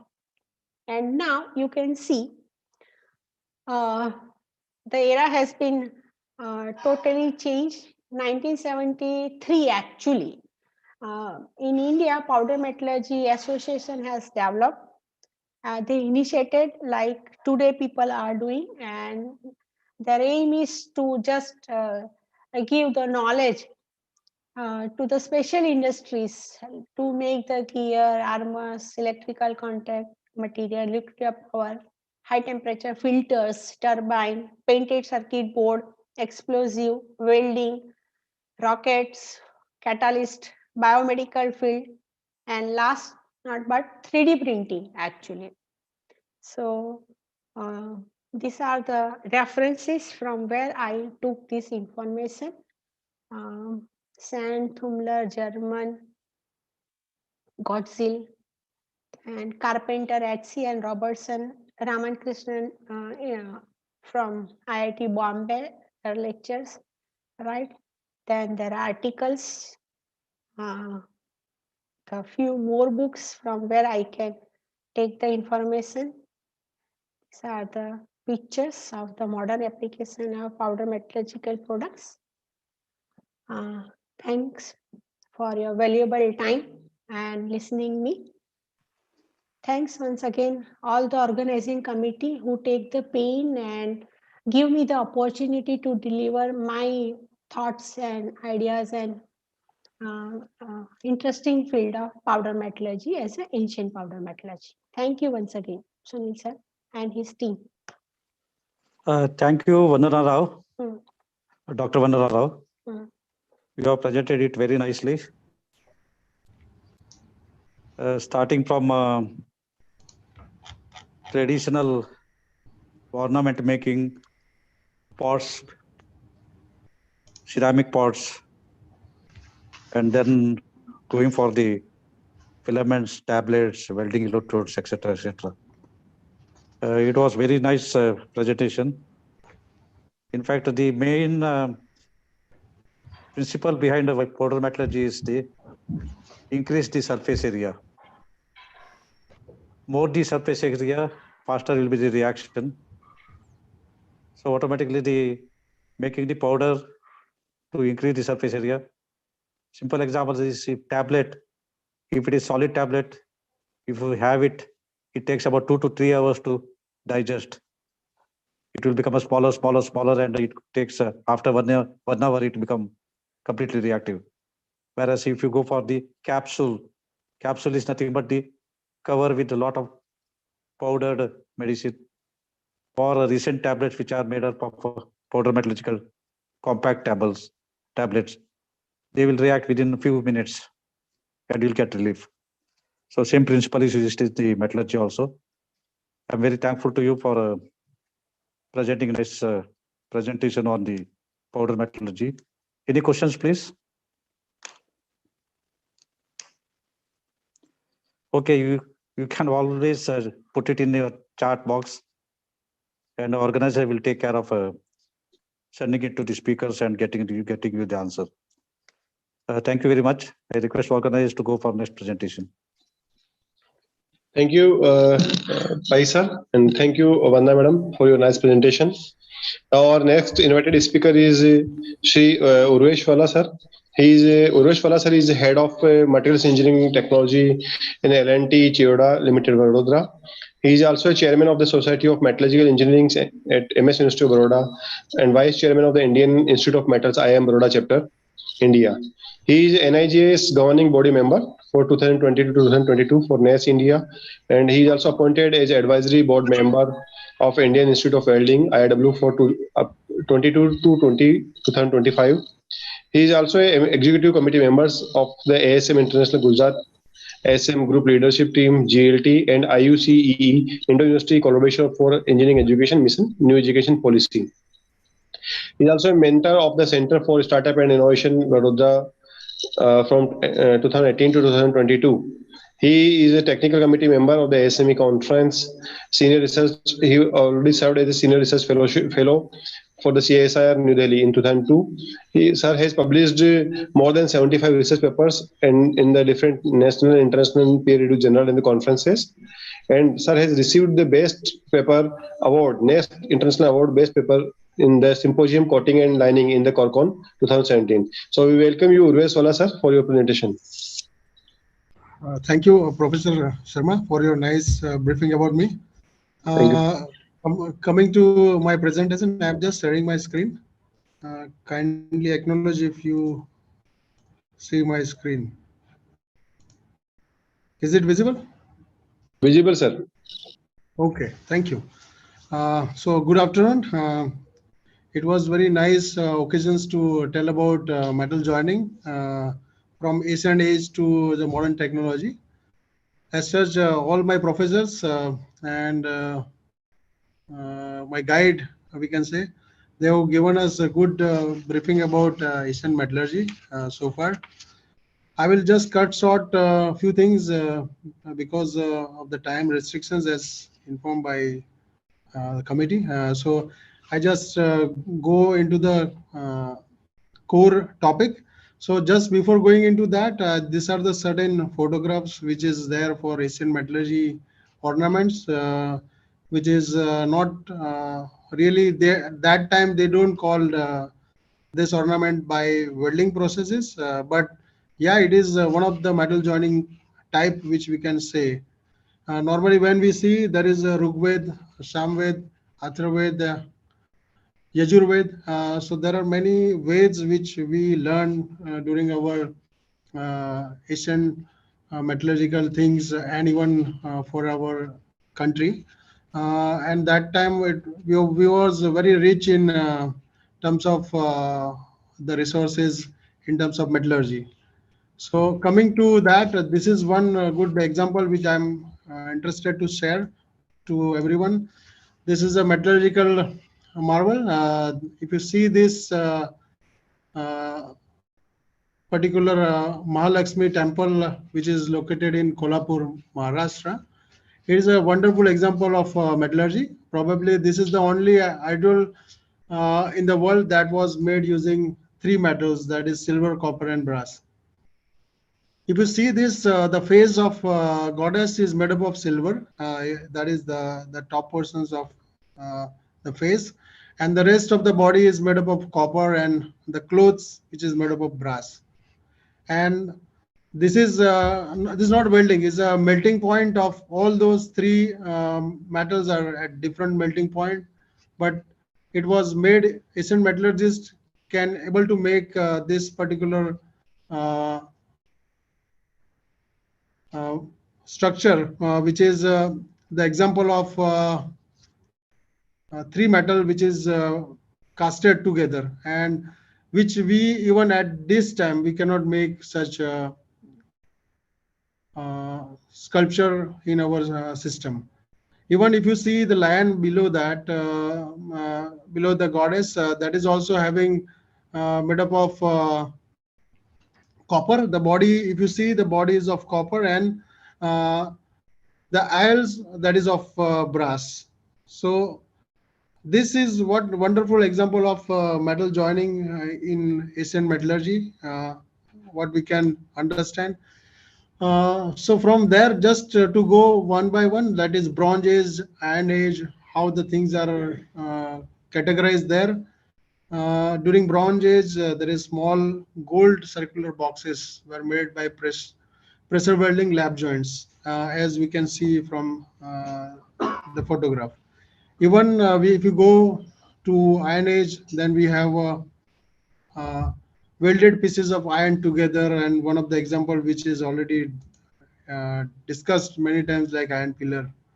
So if you come across Bronze Age and Iron Age, 400 BC, then the starting of welding was discovered during this historian period, and the civilization started welding with copper and then move into iron, bronze, gold, and silver. Then if you go with 300 BC, again, there is a sponge iron in place. Then in 1330 BC, then we can get joining process of metal with the help of soldering and blowing pipes are the examples which is there in that era. 60s CE, again, there is a gold brazing processes which use salt as a flux, which is one of the new revolutions in welding technology. Again, if we move to 310 C, then we come across iron pillar in Delhi, which is discussed in length by previous speakers. And then if you go in 1375 C, then forged welding processes with blacksmith that is having heat metal pieces and pound them together till the bonded structures are developed. If we go further, iron pillar, I'm just skipping, is 25 feet and 6 tons weight. Iron pillar is a pure form of iron. Again, if you go to early age welding applications, these are the examples of soldering at the time of like 2600 BC, that is using silver and gold. Similar way, Madam has already told about this golden dat mask, which is normally popular in 1330 BC. If we come to this medieval era, that is normally that blacksmith they generate certain heating metals processes, creating metallic items, handmade items. By that, if you see those applications, they are normally called metal forming, and then in the near future, it converts into certain welding processes, which we normally come across in our welding metallurgy joining processes. Now, these are certain articles like a dancing girl. This is an example of Mohenjo-daro that is made up of lost wax processes. Is again the examples of casting, but that time, if these things are more popular for copper, brass, gold, and silver metals. So metallurgy before and during Harappan civilizations, that is, if you see the bronze foot, which is of the lady which is there in the bottom, and again there is a bronze bull which is normally generated by certain casting processes. Initially, there is no distinguish between welding and casting and forming processes. So it was mix understanding about processes which we normally discuss during those days. So after the Harappan, there is a examples for this bronze structures of Buddha, that is the popular.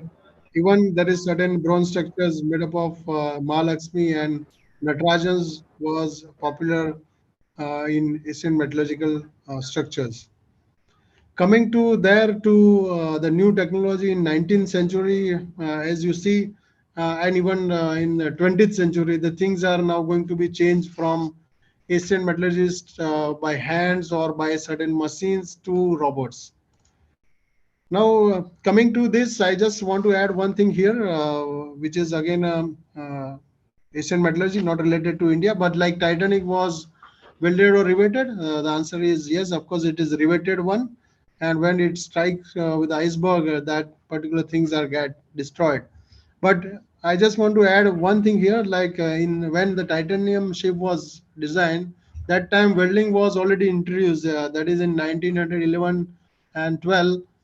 The welding technique was already there in place. But unfortunately, because of the traditional technique of overlapping sheets, hull plates was riveted by handmade uh, articles. Now, one more example which I just want to address to the audience is like when Vasco da Gama was discovered the India, that time one Gujarati businessman who uh, es- escort him together with his big ship, which is 3 times more than Vasco da Gama's ship. And that time, our Asian metallurgy, or you can say forming technique, was such a big in terms of technology that our ship, which is of businessmen, was 3 times bigger than Vasco da Gama ship, and the persons, those who are operating, was almost half than that particular ship which Vasco da Gama carried to India. So this is what our technology was in ancient age, and now where we are. So there also means the big gap which now we must rely upon different scientists which they discovered. But if we go back to Indian Veda, there this technology was already in place. Even for example, if we go over Ramayana, there the Puspak Viman, what we can say in Gujarati. So there, these things are more popular. So our technology, Asian technology, was far better than what we have at present. That is what we can say with such a big technology revolutions which we have at present. So coming to this slide, there is the first welded structure in the world. So first all weld multi-story building was there by uh, Westinghouse company. Then upper craneage building in Cleveland was the first commercial building normally constructed with the arc welding steel structures. Then if you go with commercial vessels constructions in the world, then uh, Caroline was the first who introduced such technology. And the first welded bridge was small railway bridge, which is there in Pennsylvania, and it was constructed by plate grid structure. So this is all first of kind for the welding in the world. If we go by 1800 to 1900, the beginning of welding processes. If you go 1800, then productions of arc between two carbon electrodes with the battery inverted systems was introduced. Then 1885, arc welding, electric arc welding with carbon electrodes was introduced. And then in 1890s, arc welding processes using metal electrodes, which is no protections mechanisms was there in that particular era. Then in 90s, that is coated metal electrodes with the help of clay and lime was introduced. In 1903, then thermite welding was in place. GMAW was introduced in 1948. And 1953, welding with consumable electrodes in carbon dioxide gas used are more popular. And in 1958, electroslag welding was introduced uh, in in the world. Then use of inert gas, which was started in 1960. As such, the revolutions in welding was so much. If we go and discuss each and every welding process, is very difficult for us to address. Uh, I just want to tell if you go from 1800 to 1900 to the latest one, or say in 1991, that is friction stirred welding was introduced. In the year 2000, that is magnetic plus welding, X-ray was introduced for metal matrix composite welding. Diode laser was introduced in 2008. Again, diode laser was converted into laser arc hybrid welding processes. And in 2013, GMAW bridging with the help of which is used for welding of non-metal or non-ferrous material like copper alloys with certain impurities of silicon was introduced. Then low carbon steel and aluminum welding laser technology was more popular in 2013. Now, if we consider the total revolutions in terms of welding, so from traditional welding to the advanced welding like robotics, then onboard computers, state-of-art electrodes, exotic multiplex gas mixers types, and there are more than 90 welding processes are in existence nowadays, which is used in nuclear space and shipbuilding industries, even oil and gas and constructions industry at large. So if we say that from say 18th, 19th to till date, there is a lot of revolutions which is happened in terms of technology.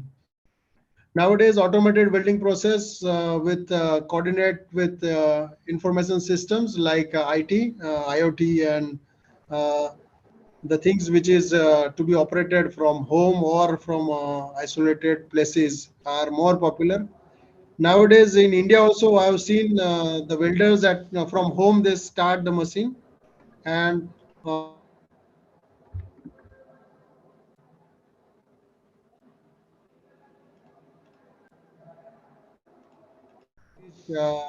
shop. And other is like designed to be weldable materials are introduced, which are in the smart material category, which is normally operated with computer chips to monitor the weldments, which normally perform the life cycle performance test of any welding processes in system. So that's it from my side. I am Urveshwala from L&D Cheoda. This is my contact detail. Anybody, if they want to have more detailed understanding on the processes, please feel free to call me. Thank you.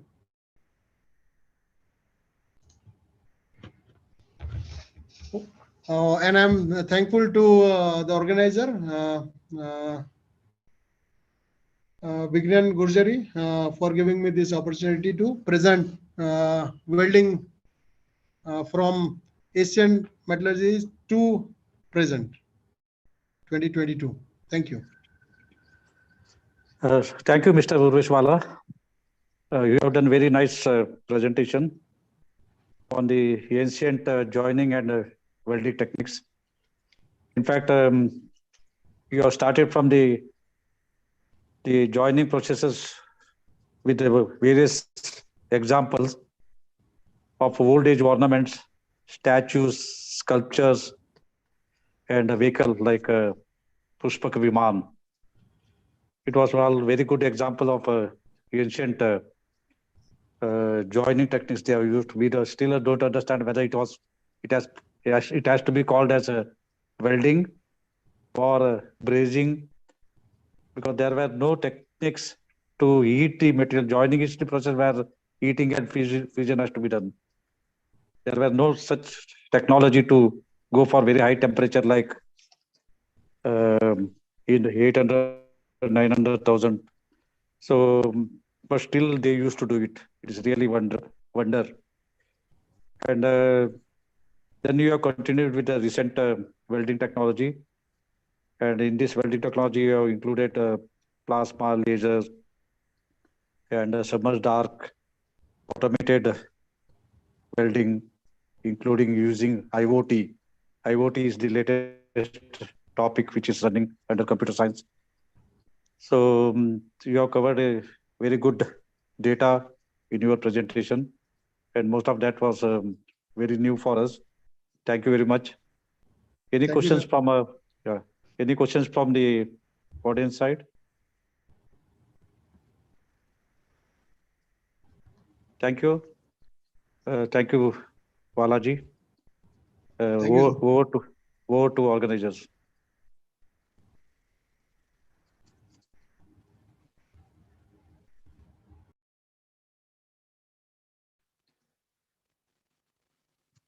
Dr. Sharma? Dr. Sharma is online? Yeah, he is the next speaker, sir. Dr. Kahar, someone has to introduce him.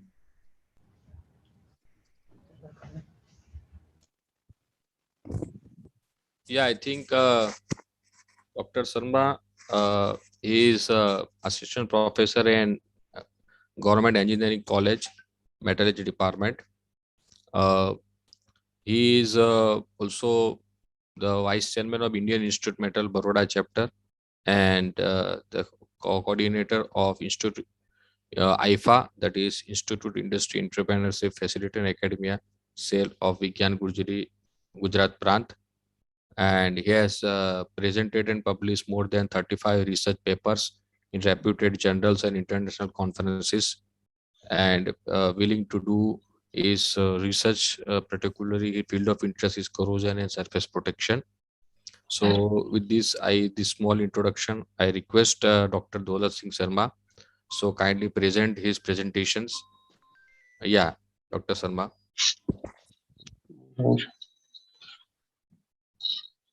Hello. So I'm starting. Thank you, sir, for giving me this opportunity to presenting me, and I'm starting my presentation. Sharing screen.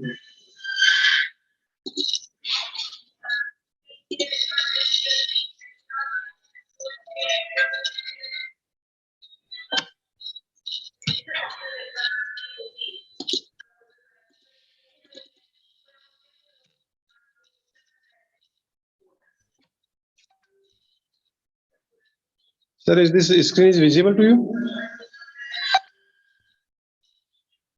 Yeah, it is visible. Metals in ancient India. Okay. So our today's topic is in the metals in ancient India. So first of all, I thanks to Vigyan Gurjari and so for giving me the opportunity to present this topic in front of all of you. So basically, the ancient India developed fast in the science of the metals and energies, along with the culture and tradition, as we have the previous invited speakers already discussed about this. And the primitive Indian societies were surely ahead of their ages. Many scientific philosophies during those days were derived from the Vedas. However, a range of the Indian scholars from the Shankara, Shushruta and Charak to Aryabhat, Bhaskar and Chanakya also contributed great to the Indian science and technological advancement.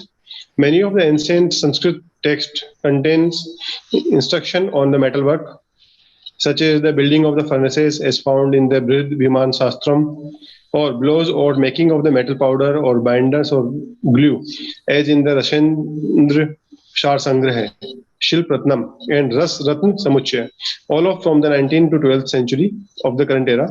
Atharvaved also mentioned the procedure of production of lead shots for the granules. It is known that there are some nearly 44 old texts that describe the process of the Indian metallurgy in the ancient books, ancient Indian metallurgy. One of the most well-known of these texts is called the Rasratna Samuchaya. In it, we find description of many aspects of this technology, including the structural arrangement and function of the chemical laboratory, the Kosti Yantra, that known as the furnace, the Triyak Patn Yantra, vessel for containing chemicals, and the Deki Yantram, that is the distillation pot, and other things like the chemical work to be done in the laboratory. India has a great history of metalwork and smelting of metals and deriving alloys, which was done as far back as 3000 before the current era. The trade of the metal products was extensive between the India, Egypt, and Rome. Tools of the iron and steel from ancient India were of the great demand for the many different purposes. India was one of the first country to mine gold. Greek visitors like the Megnithes have mentioned this in their records. The Indus Valley civilization was a melting pot of the activities showing metallurgical advancement. Mohenjo-daro, Harappa, and Lothal were the major center of such activities. The circular and the rectangular shaped kiln discovered in Lothal, Gujarat, was believed to have been used for the casting of the metals. Again, the articles made of the metals discovered in the Lothal, such as miniature figures, bird head shaped pins, needles, and bronze drills, are widely regarded as the precursor of the machine tool. These above mentioned articles were exclusive to the Indus Valley region. The use of the specialized metals and alloys like beta high tin bronze and zinc, implying skilled workers having knowledge of the different metals and their properties in ancient India.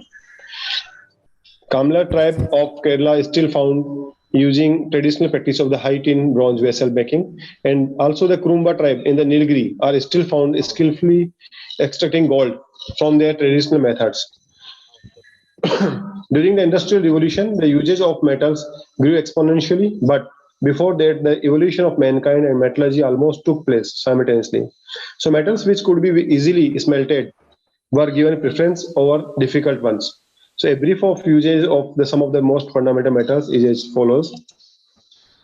Like gold and silver, these are the one of the noble metals which are very popular for their uses in the jewelry making and sheets.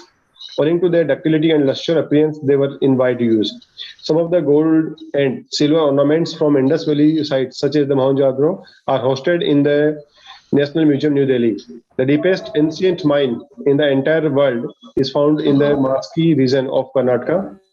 After elaborating carbon dating, it was found that the mine can be dated back to the first millennium of before the current era. The Aravalli region in the northwestern part of India is one of the few ancient silver producing sites in the world. And the archaeological findings of from the different men in the India of the silver articles have helped clarify the antiquity of the Vedic culture. So silver ornaments that have been found at Kunal, which is another Saraswati site, archaeological site, which prove that the copper purification, which release silver as a byproduct, was known in the India before the nearly 3000 of the before current era. These are some of the gold coins from the ancient India. Zinc. Across the world, the earliest solid evidence of the products of the zinc was from India. Zinc is one of the most difficult metal to smelt, but ancient Indian metallurgists had mastered the technique of the smelting zinc. Owing to the high volatility of the zinc while smelting it, a unique technique of the downward distillation was developed by the ancient Indian smelters and the metallurgists. Nagarjuna's Ras Ratnakar elaborately described the method of the zinc smelting.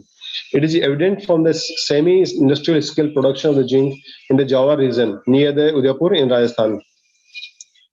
The other metal is iron. The megalithilic culture of the southern part of the India, especially in the second half of the second millennium before current era, were the first record to the usage of iron in the Indian subcontinent. Indian ironsmiths had perfected the process of extracting iron from its ores in such a way that iron of as high as quality as up to 99.7% could be obtained. Their forge welding technique was equally remarkable, as evidenced by the massive iron pillar standing in the Delhi, which is unrusted for over 1600 years. And Dr. Kahasar has already discussed in details about this Delhi iron pillar. The purity in the alloy making technique is evident from the above mentioned pillar, which has a uniform slag distribution and a small distribution degree of the phosphor content also. The first record of the usage of cast iron for architectural purpose in India was found in the famous Mysore place in the Mysore, which is built by the Wadiyars. This is the iron pillar of the Delhi, we seen here, understood. Steel. Another rather unknown early development of the ancient India is the ability of craftsmen to make high-grade steel. Some of the accounts of the Greek traveler mention the Indian process of steel manufacture as the crucible process. The Indian crucible method of making steel was adopted by the famous scholar Henry Bessemer also. Indian steel, known as the wood steel, which contained nearly 1.3 to 1.6% carbon, high carbon, was famous for Damascus swords. The words woods mainly originate from the Kannada word ukku, that meaning the crucible steel. This is showing one Indian sword with a silver hilt, wood steel blade, and the Devanagari. There are a few wordings in the Devanagari encryption. Wood steel was made by the mixing low carbon soft iron and high carbon brittle steel at the high temperature. India used to export this kind of the steel from 2nd century onwards to places like Iran, Arabia, Damascus, and the other places. Most places like Arabia, they only knew how to make the brittle steel. But when this brittle steel is combined with the Indian steel, they could got the stronger material. This is how Indian steel become identified with the Damascus sword and become widely exported to the West and East when they wanted the strong armament. Mercury was very popular in ancient India owing to its alchemic significance. Kautilya's Arthashastra is the earliest reference of distillation process that was used for the extraction of the mercury.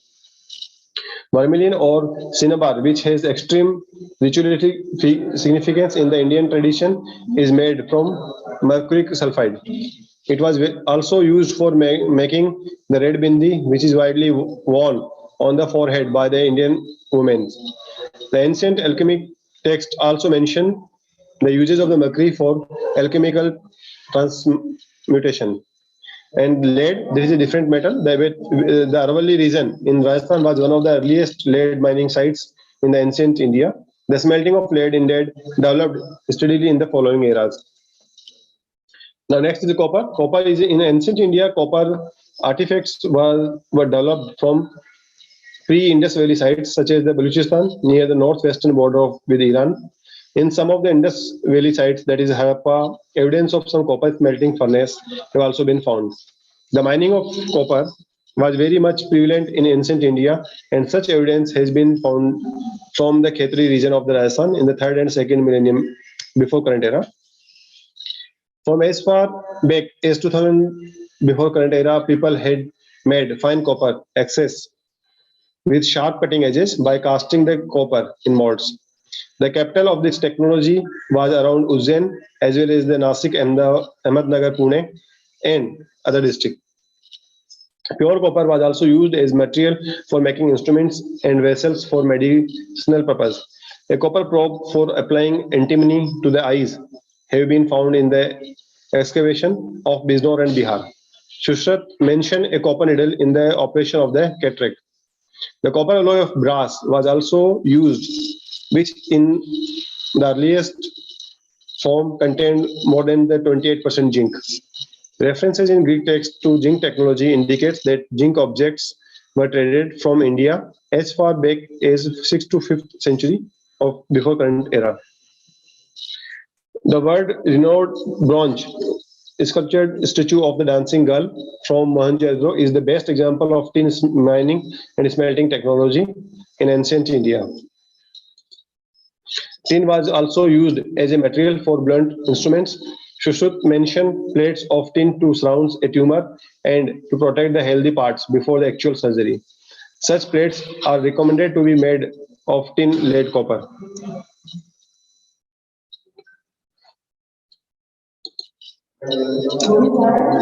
Also, bronze was known in the Indus Valley region before 3000 before current era. Attempts in the bronze were made through the lost wax system, which is still used today. This was very well established in Mohenjo-daro, especially for art and decorative items. The extracted bronze casting retrieved from the Thanjavur region of the South India reflects the scenario during the Chola period. Unlike Southeast Asia, Southern India bronze was mostly solid cast. In various parts of the India, mirrors made by the bronze have also been found. This is the one statue which made in the period of the Cholas, bronze Chola statue of the Nataraj. which right now is situated at the Metropolitan Museum of Art in the New York City. So now the conclusion, the ancient Indian metallurgists were amongst the best metallurgical across the great ancient civilization of the world. The most notable contribution of the ancient Indian metallurgists to the development of the high carbon content steel and the zinc ultimately led to the further development of these techniques during the industrial revolution in the Europe and America.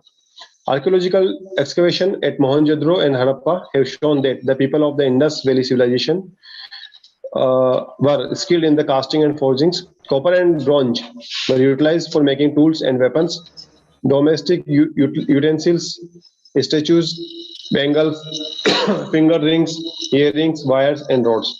And the gold and silver were also used for the jewelry and ornamental vessels. And these are the further different references you can use for your further readings. Thank you.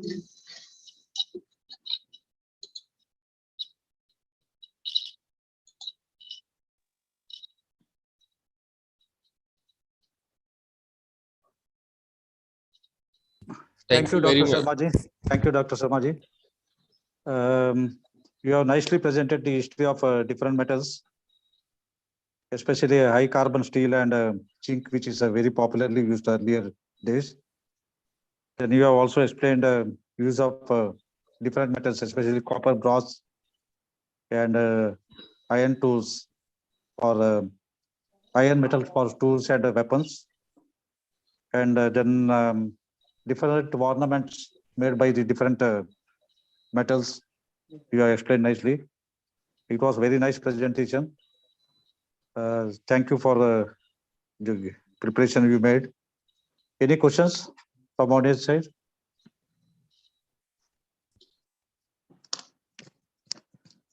Okay, I again request if anyone has to ask some questions, you can put it in chat box. Organizer will take care of sending you answer to respective speakers. I'm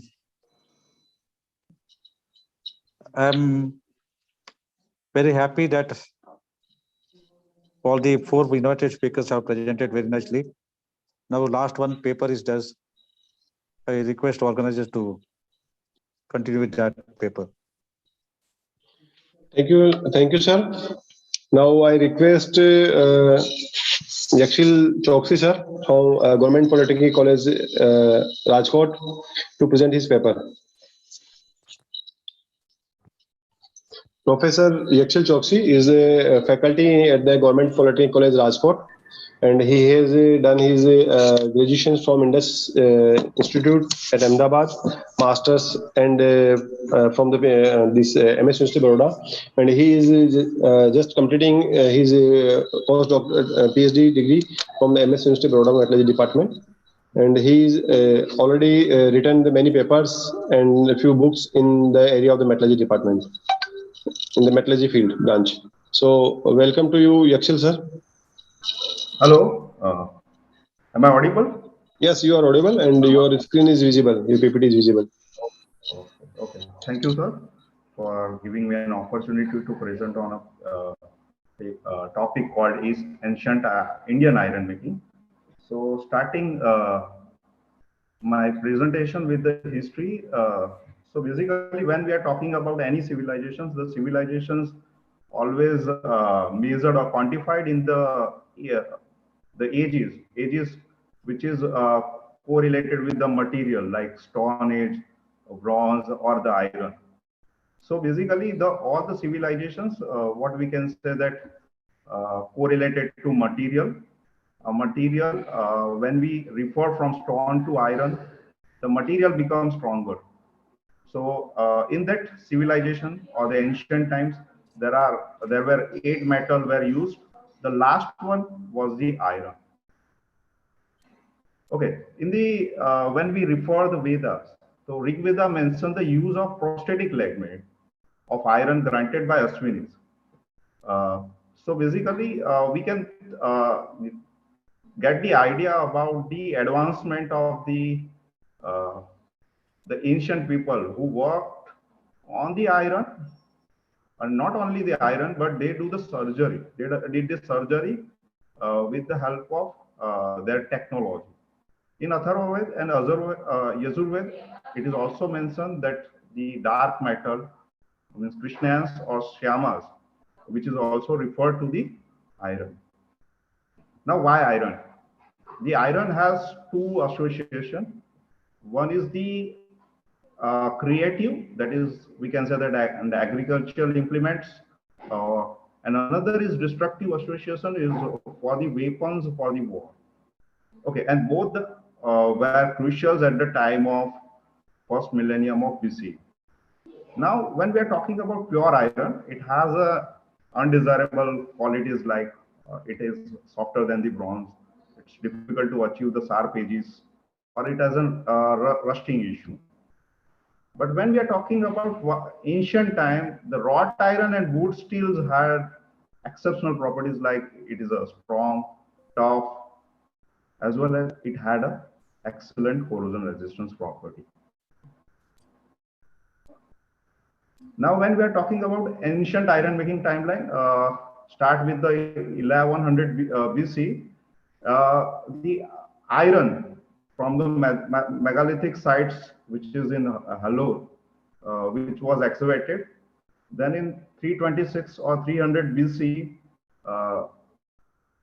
the King Porus presented a 30 pound of Indian iron, that is what the Damascus iron, to the Alexander. And later on, that iron became the popular, means the wood steel was famous all over the globe. Now, during that time, ancient people have developed the crucible process for the wood steel making. At near about 100 BC, the Roman accounts the iron making, which was happened in the southern part of India, and we have already discussed in so many times that the iron pillar, which is what we can say that we can take a pride that.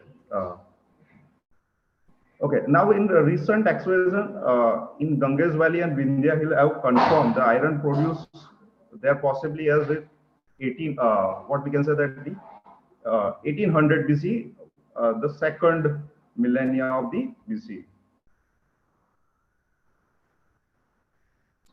Yes, these are the crucibles and smelting debris were found from the Tamil Nadu, where these are the hollow in shape, and these are the crucibles. So from which they can make the wood steel. These are some parts of the crucibles, which is also found from the Tamil Nadu. Now the Agarias, we can say that a tribe community who had the knowledge of the iron making, and that we can say that the iron smelters of the India. Basically, Agaria dealt with the fire, and in this Agaria community, not only the men but women and child are working on iron making. So they were collectively worked on the iron making to make an iron.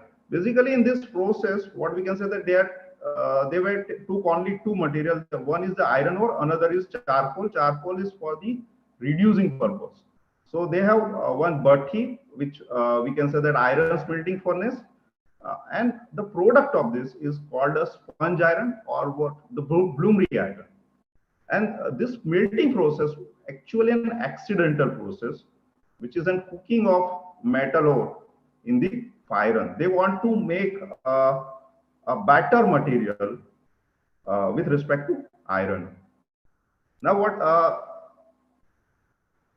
the Agaria use the weathered limonite, which is having the 30 to 40% of iron, and which the reason behind this limonite is which can easily mine.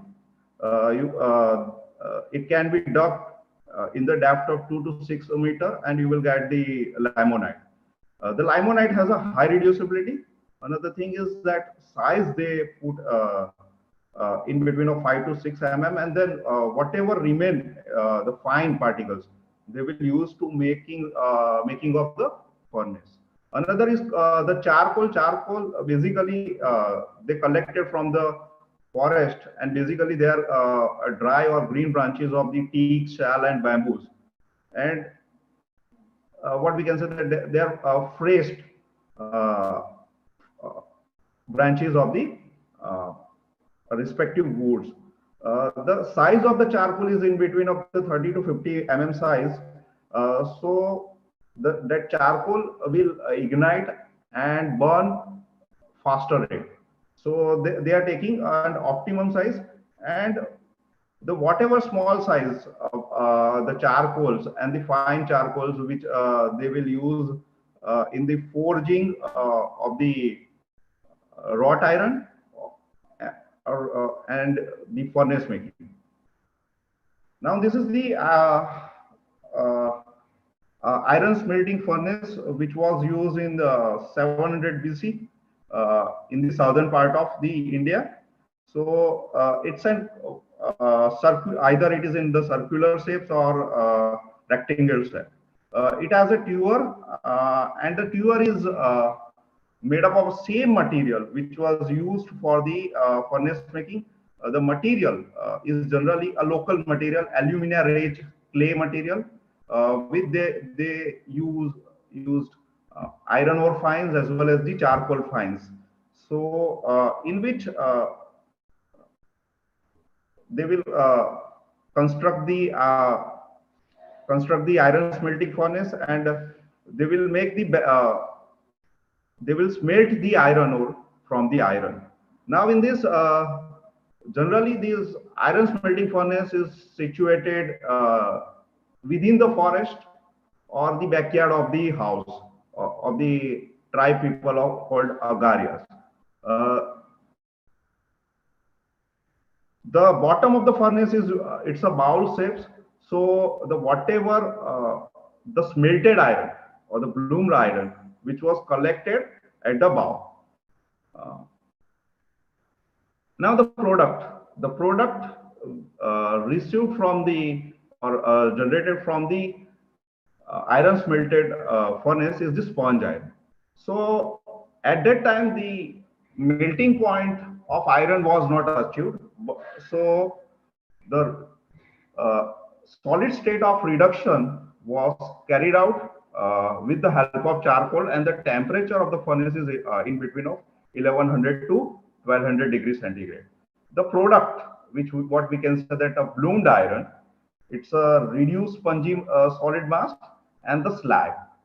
That slag is expelled with the help of hammering or the forging operations in a hot conditions to make a soft material called as sponge iron or the wrought iron. That wrought iron has a composition of a small amount of carbon, manganese, and phosphorus and sulfur. Basically, this is a soft in nature. For the improvisations of the property, they will go for the another property called as another process called as cementation process. The wrought iron was used in the Delhi iron pillar, agricultures, and building implements. Now the product of this wrought iron is now converted with the help of crucible steel making, that is called as wood steel. So basically a wood steel is what we can say that, and it's an English rendering word, uku, and basically that uku is the Kannada word. So the English people have changed their word that's related with the wood steel. Wood steel is basically we can say that it's a high carbon steel, and which is prepared in the crucible. So the sponge iron, which came from the iron smelting furnace, is hammered to remove the slag. Now this hot iron is put into the crucible, closed crucible with the charcoals or the wooden chips. Now that crucible, the closed crucible, was heated out in between of the temperature of 650 to 8 degrees centigrade. But at that time, the temperature was not measured. They will follow the color technique. So basically, when the crucible was in between of the blood red to cherry red, now that crucible is now they will wait for the cooling, and then after the solidified, the ingot is now converted into the wood steel. So these are the this is the sword which was prepared from the wood steel, and this wood steel is coated with the thick layer of the gold. So we can think about the advancement of ancient iron making, and as well as the travelers from the globe have take a note on the iron making as well as the ancient metallurgy. Okay, so these are yes, and these are my references. And any questions from your side?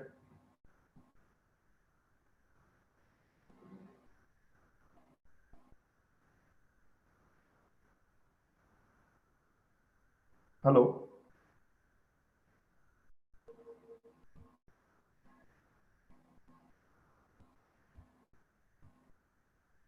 Hello.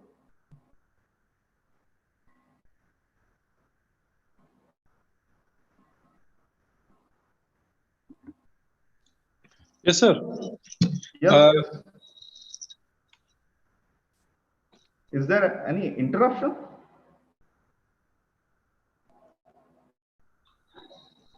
Is there any question? No, is there any question?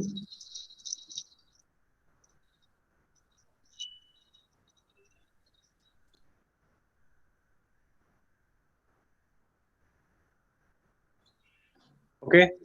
So thanks to Excel, sir, for your presentation.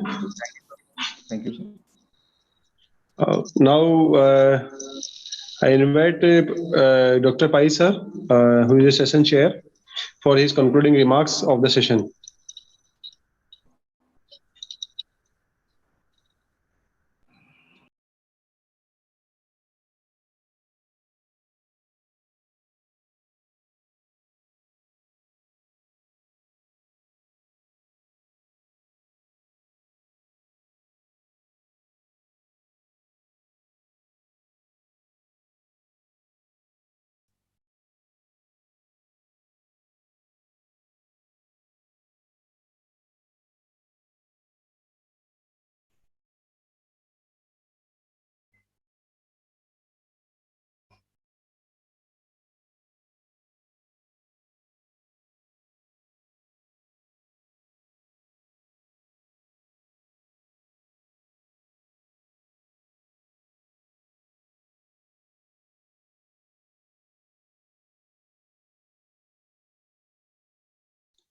Hello, Paiser. Hello, just got disconnected. Yeah. Welcome, sir. Yeah. Thank you. We have almost completed this particular session. Excel Choksi has done very nice presentation on iron making in ancient India. And he has covered iron making from the old age time, like wood steel and sponge iron, and then recent developments. It was nice presentation. Thank you, Excel Choksi.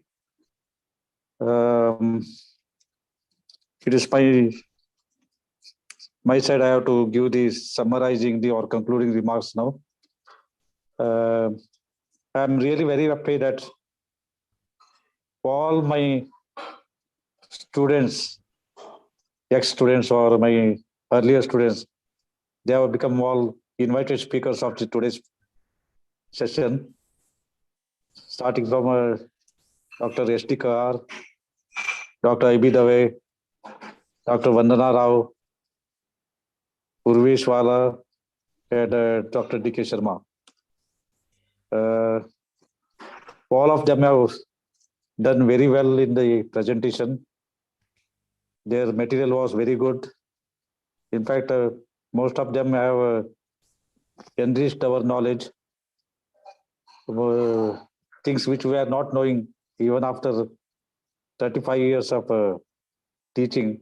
I was not knowing much about the ancient metallurgy. I was knowing about zinc distillation, which was part of our syllabus in MS University.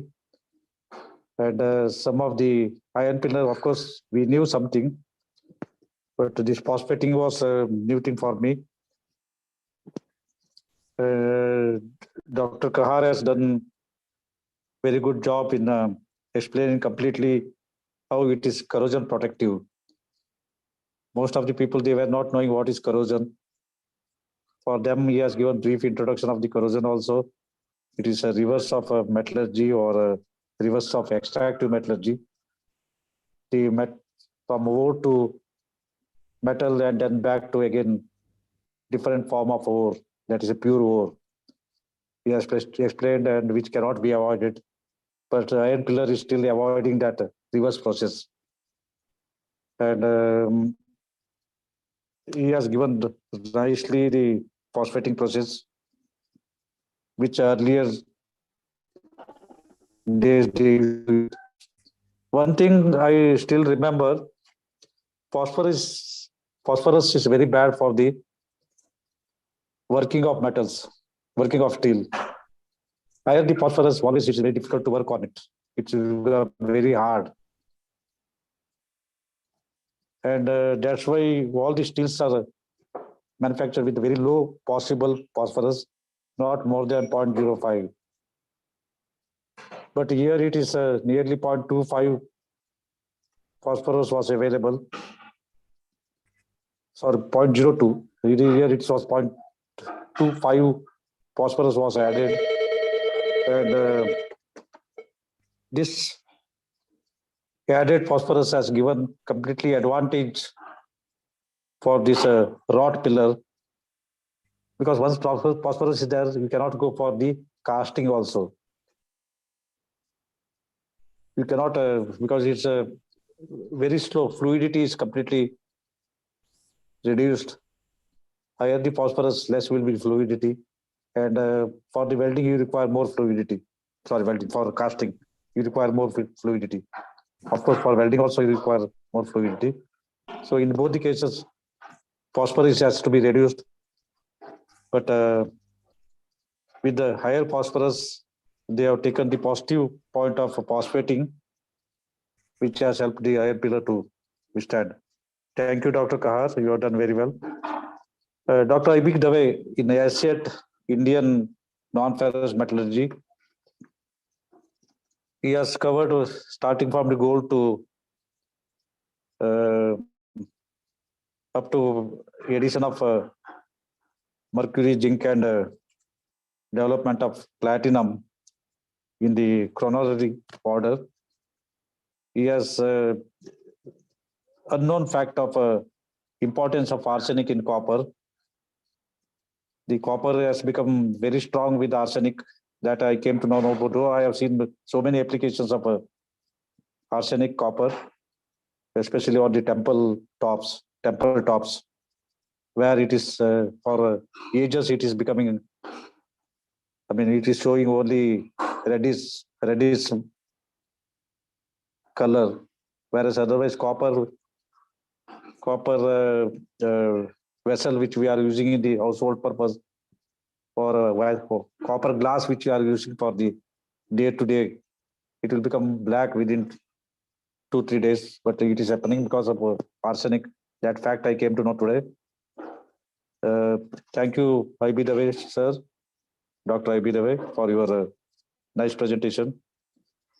Dr. Vanna Rao, she has done very well in the powder metallurgy, giving a background of how powder is very advantageous for making various shaped materials without using tools.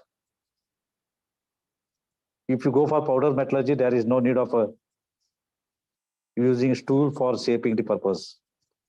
it has been, you can have shape with the centering for using the dies or vessels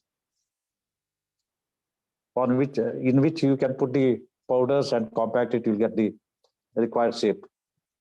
And this shape is very perfect. And she has also covered the use of powders in making pot, ceramic pot. And she has electrum metal. First time I am hearing, though it was there in the ancient metallurgy. That is gold with the 20% silver. She has talked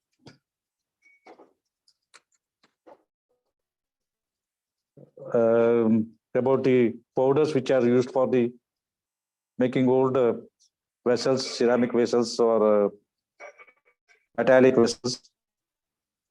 So recent development, which is a 19th century development of making electric bulbs using filaments, tablets in the medicines, and welding electrodes for the joining. Thank you, Dr. Vandana. Mr. Urvaiswala has explained very well the joining techniques, ancient joining techniques. Though there was no term used earlier days, welding, but welding used to happen even in the ancient time. And he has given the Pushpak Viman of Ramayana times, and also the statues, sculptures of a mixture of metals. Single metal statues we have heard about, but a mixture of metals of this one of Kolhapur temple, Mahalakshmi of Kolhapur temple. Then also he has explained about the latest welding technology, including laser, plasma, submerged arc, automated welding, and use of IoT in welding. It is a really good presentation. Thank you, Urvaiswala ji. And last invited paper was from Dr. D.K. Sharma, who has given the overall picture of ancient metals in ancient India. He has taken all these examples. Some of the examples are same as iron pillar or non-ferrous alloys or powder metals. Examples, all that's come into picture.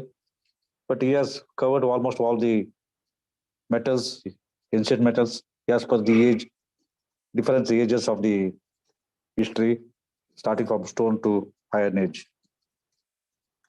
The last presentation by the Axel Stocksy has tried to explain the iron making in ancient days or ancient India.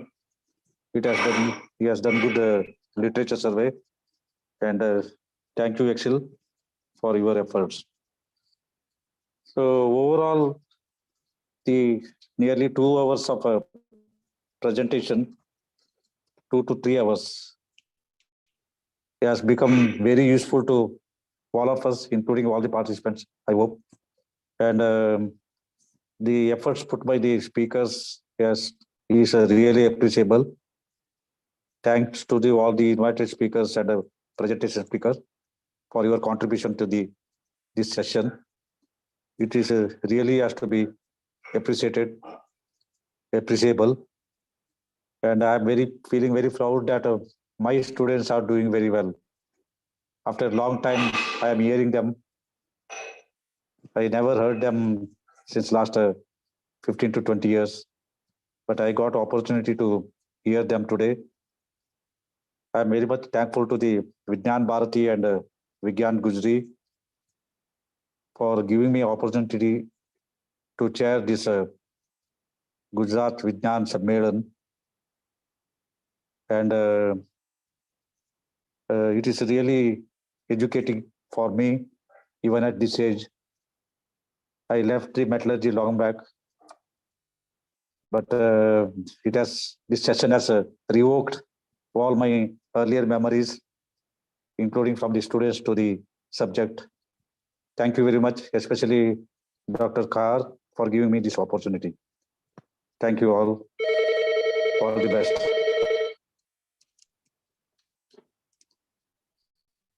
Over to organizers. Thank you.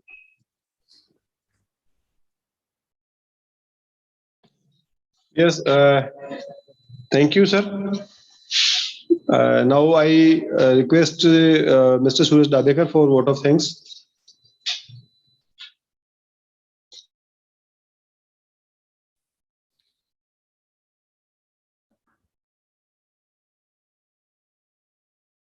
Hello. Yes. Yes, sir. Yes. So thank you so much, Dr. Sharma, sir. So it is my pleasure, immense pleasure, to propose vote of thanks on behalf of Gujarat Vigyan Sammelan in celebration of Swatantrata Ka Amrit Mahotsav organized by Vigyan Gurjari Gujarat Pran. So let me first of all start by giving glory to the Almighty God for making today's occasion a resounding success. First and foremost, I thank our guest of honor, Dr. Vidyadhar Vaidya, National Government Council Member, Vigyan Bharati, Dr. Sunil Kahar, State Joint Secretary, Vigyan Gurjari Gujarat Pran, Dr. Prashant Punjadia, Coordinator, and Sri Jignesh Borisagar, Coordinator for this event, for their valuable contribution.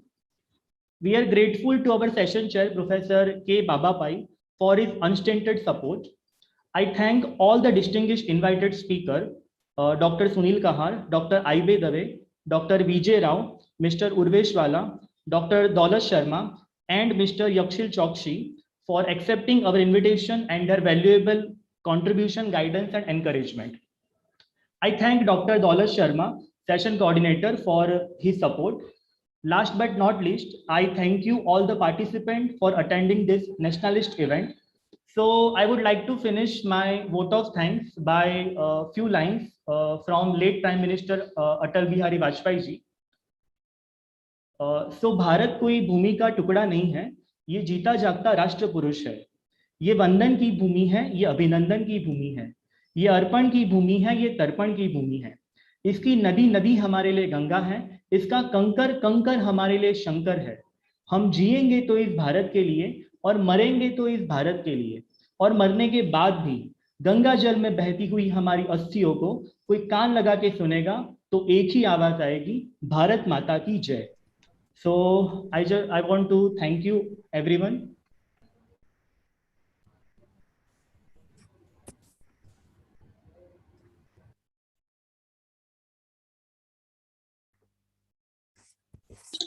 Thanks to all of you, sir.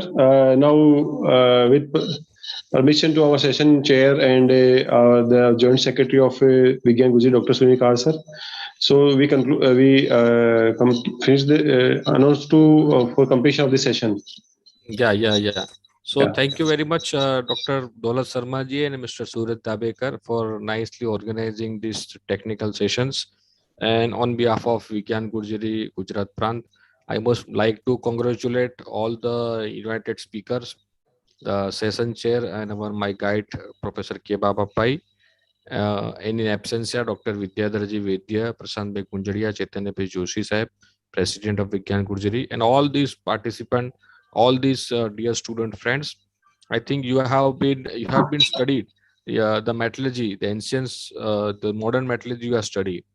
But this you must be aware about all this ancient metallurgy and all, whatever topic that is been presented by all the speakers. I think this would be the base for your upcoming times. And I think you must congratulate this Vigyan Gurjari, so that they have point out this ancient metallurgy.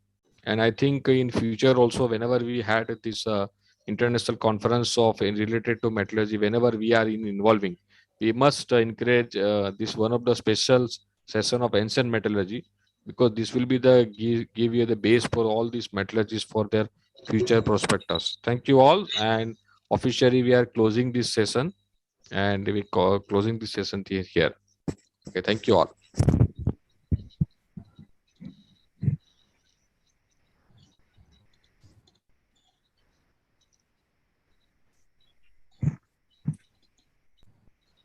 Okay sir, मुझे उसको save कर देना YouTube के link को. Yes, sir. The recording has stopped. Thank you all. Thank you, sir. Thank you, Thank sir. you. Thank you all. Yeah. I'll be leaving. Thank you. Yes.